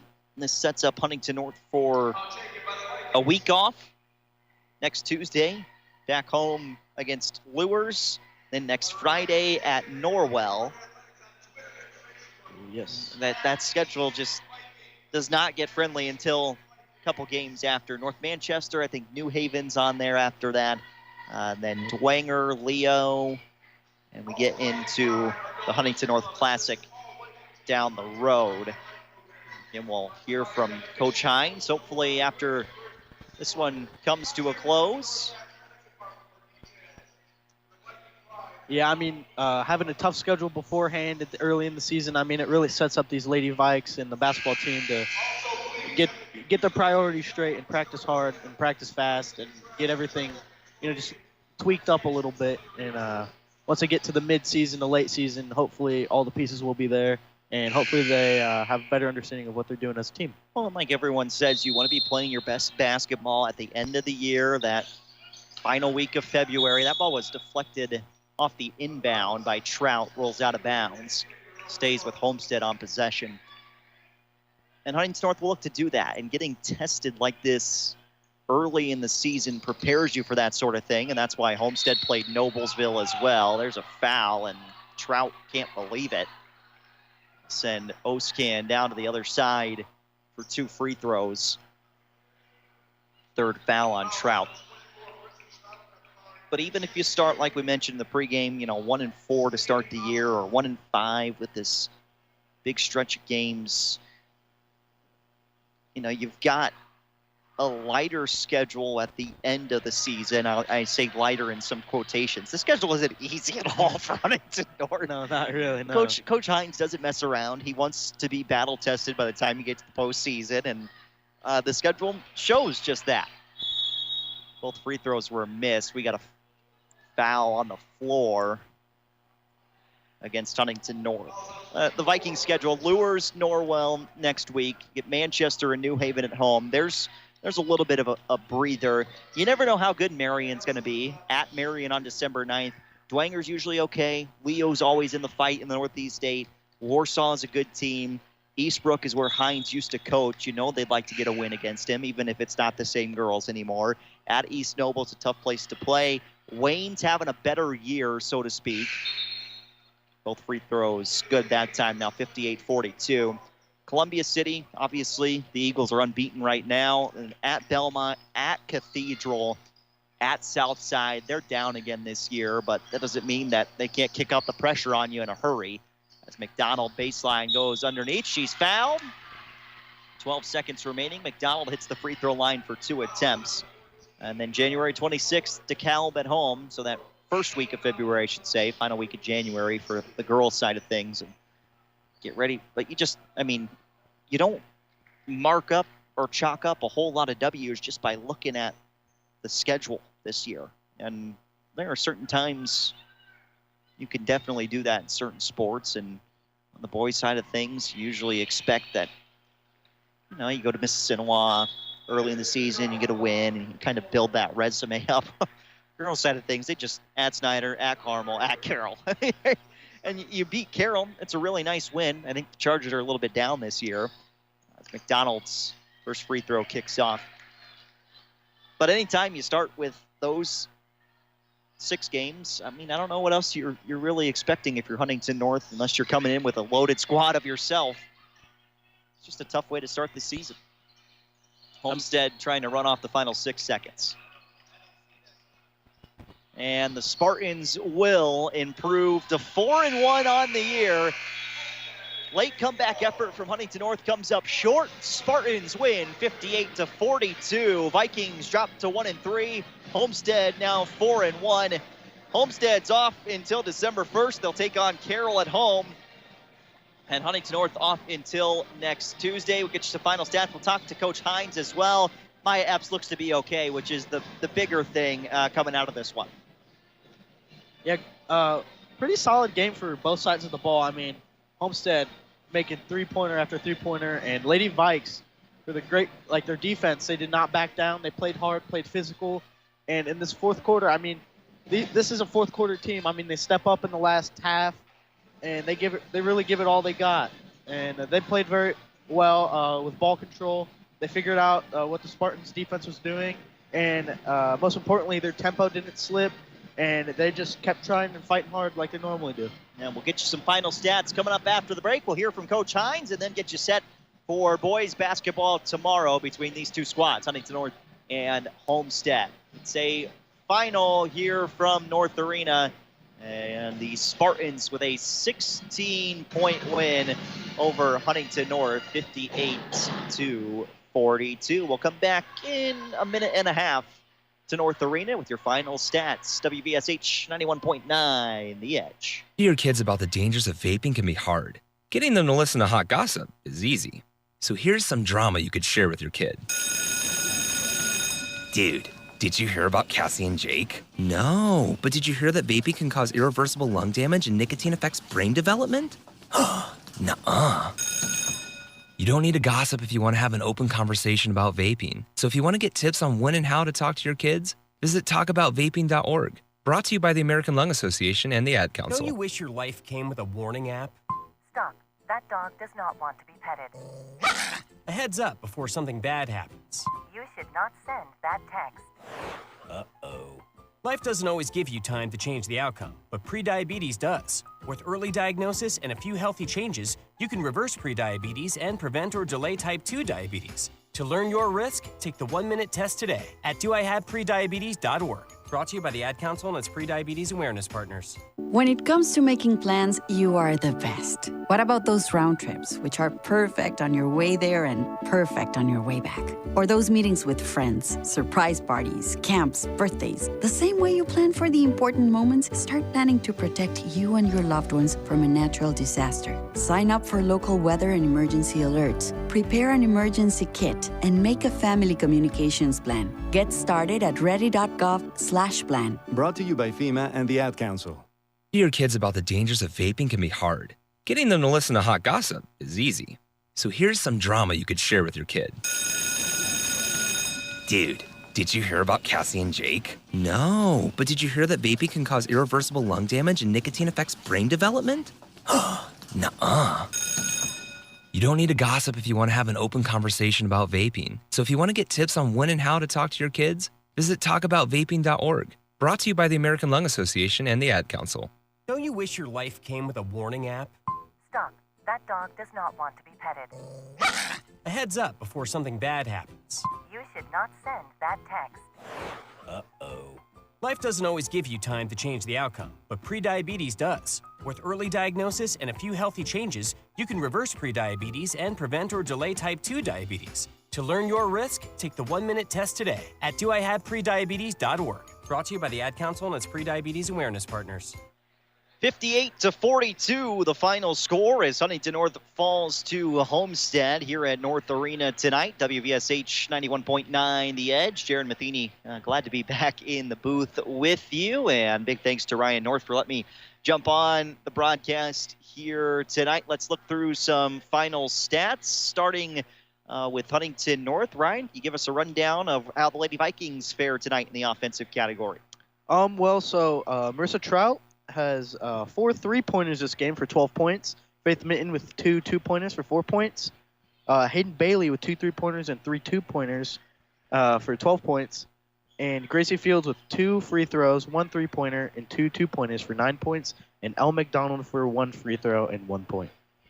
Bailey finishing with 12, we see here, not 14. So just a miscalculation in the official stat sheets, not on your end. As we just got sent the picture of the official stats, let's run through it for Homestead on the other side. Ankenbrook with 17 to lead all scorers in this one. 15 for Gabby Helsum, who had a big second half for Homestead. 12 points for Maya Epps as well. And that pretty much rounds out the scoring. McLaughlin with 3, Oscan with 2, and then 9 points for Mollering as well. So Huntington North falling to Homestead. Final score, Spartans 58, Vikings 42. And again, for Huntington North, they'll be back at home on Tuesday of next week, taking on Lures.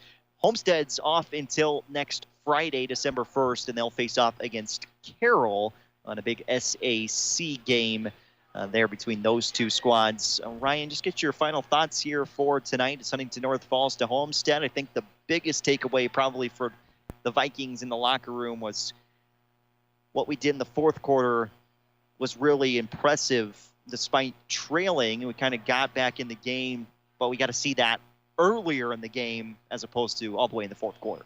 Yeah, that is very true. I mean, at the beginning of this game, the Lady Vikes were just, it felt like a little bit slower than usual. They were looking for some sort of spark in the team. And coming back the second half, they were starting to get some momentum going against the Lady Spartans, and from there they just shot off like a rocket and made a great comeback in the fourth quarter. Yeah, Whitney Ankenbrook leading the charge in the first half for Homestead alongside Maya Epps. They had 20 of the 31 first half points for the Spartans, and Homestead goes on to win 58-42. But again, this game got up to a Spartan lead of 24 points, and you thought maybe for a second, all right, this could turn into a full-fledged blowout here at North Arena tonight, but Huntington North stuck in it. Vikings brought it back to 11, had a chance to get it back inside single digits a couple of different times, couldn't hit on the offensive end, and ultimately that's what fizzled things out tonight. You wonder, if you're a Huntington North fan, what happens if Bailey hits that 3 to cut the lead to 8 all of a sudden with about 2:45 to go, how this game could have changed a little bit, but those are, the ifs, ands, and buts about it. And hopefully for Huntington North, we see a little bit more of a 4-quarter performance the next time out at home against Lures, as opposed to what we saw here tonight. But again, against a good Homestead team that's inside the top 10 of the coaches' poll, and the Spartans just always find ways to win, especially at the start of the season under Coach Parker. They were ready to go today, and Coach Parker gets his second consecutive win over Huntington North after that win streak for Homestead had gone, from 07 to 2023. I mean, that's a long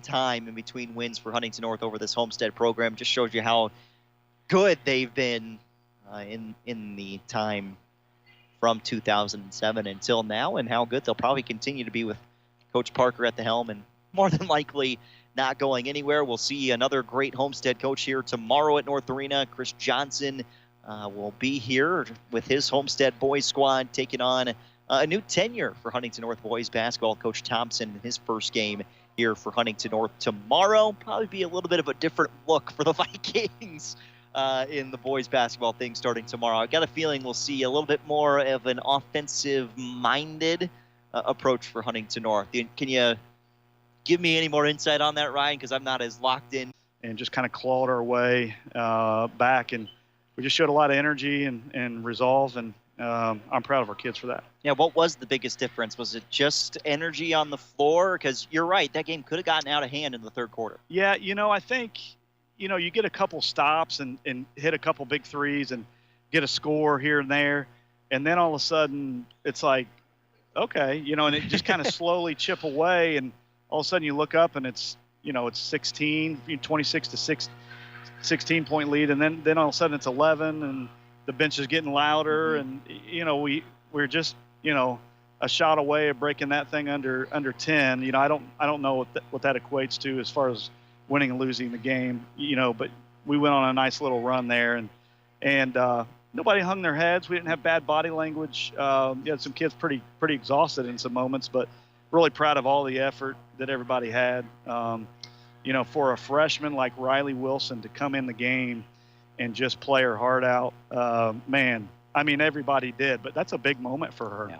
Yeah. We got some kids that are kind of used to this moment, and she hasn't been. Just a few months ago, she's playing 8th grade travel ball. So I'm really proud of her, but I'm proud of the kids for rallying around her and around each other. Yeah, it was just definitely some things.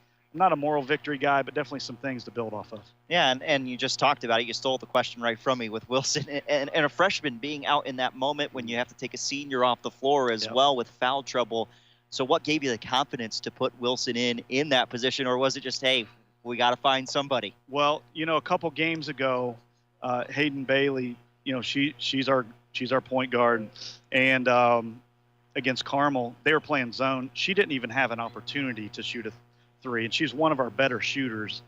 And we just, she's always handling the ball. And I said, we've got to get her looks. And we had played Riley a little bit in the first two games sparingly and split her some quarters with JV.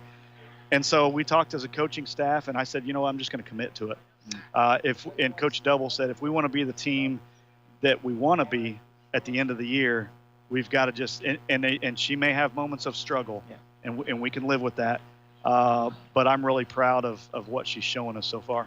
On the other side for Homestead, what'd you see tonight from a very underclassmen-heavy group and Spartans? Yeah. It just feels like Coach Parker keeps them rolling. Well, they don't feel like underclassmen, I'll tell you that much. They're big, strong, physical. They're quick. They move the ball so well, and they get stuff going to the basket and inside-out threes. And our game plan was to take the three ball away, and we did not do a good job. They hit 5 threes in the first half. Well, I don't know if I'd say that's the game right there, but that's a big chunk, and I think we had 12 turnovers in the first half, and a lot of those led to their baskets. So, you shore up some things, you may see a little bit different ball game from us, but I am proud of what I saw, and definitely, like I said, we want to build off of that. All right, Coach, we'll end things with this. What's the message to this group after what you saw in the final, I'll call it 12 minutes of action today, to try and keep that going forward into next week against Slewers and then at Norwell? Well, I think the message going into the game was I played something. There's a video by Stephen Furtick. I don't know if people say it's called "You Can Handle It." It's very inspirational and motivational, but there's nothing that's going to be thrown at you that you can't handle. And you have to understand that going into the game. You're going to face trials and tribulations, and, God created us to be able to overcome anything. So I think that's an important message, and moving forward, we want to build off of the intensity of the game. And so Homestead shows that, right? I mean, they come out and they hit you in the mouth, and and sometimes literally, not intentionally, but they're just physical. Yeah. And we've got to be able to absorb, but be able to play with that intensity. And that's what we're going to do moving forward. All right, Coach Hines, appreciate your time as always. Good to have you back. Appreciate you. Thanks. Appreciate it. It's a final 58-42 Homestead over Huntington North here on 91.9 The Edge WVSH. Thanks for tuning in to tonight's broadcast of Lady Viking basketball. For Ryan North, I'm Jaron Matheny. We'll talk to you next time.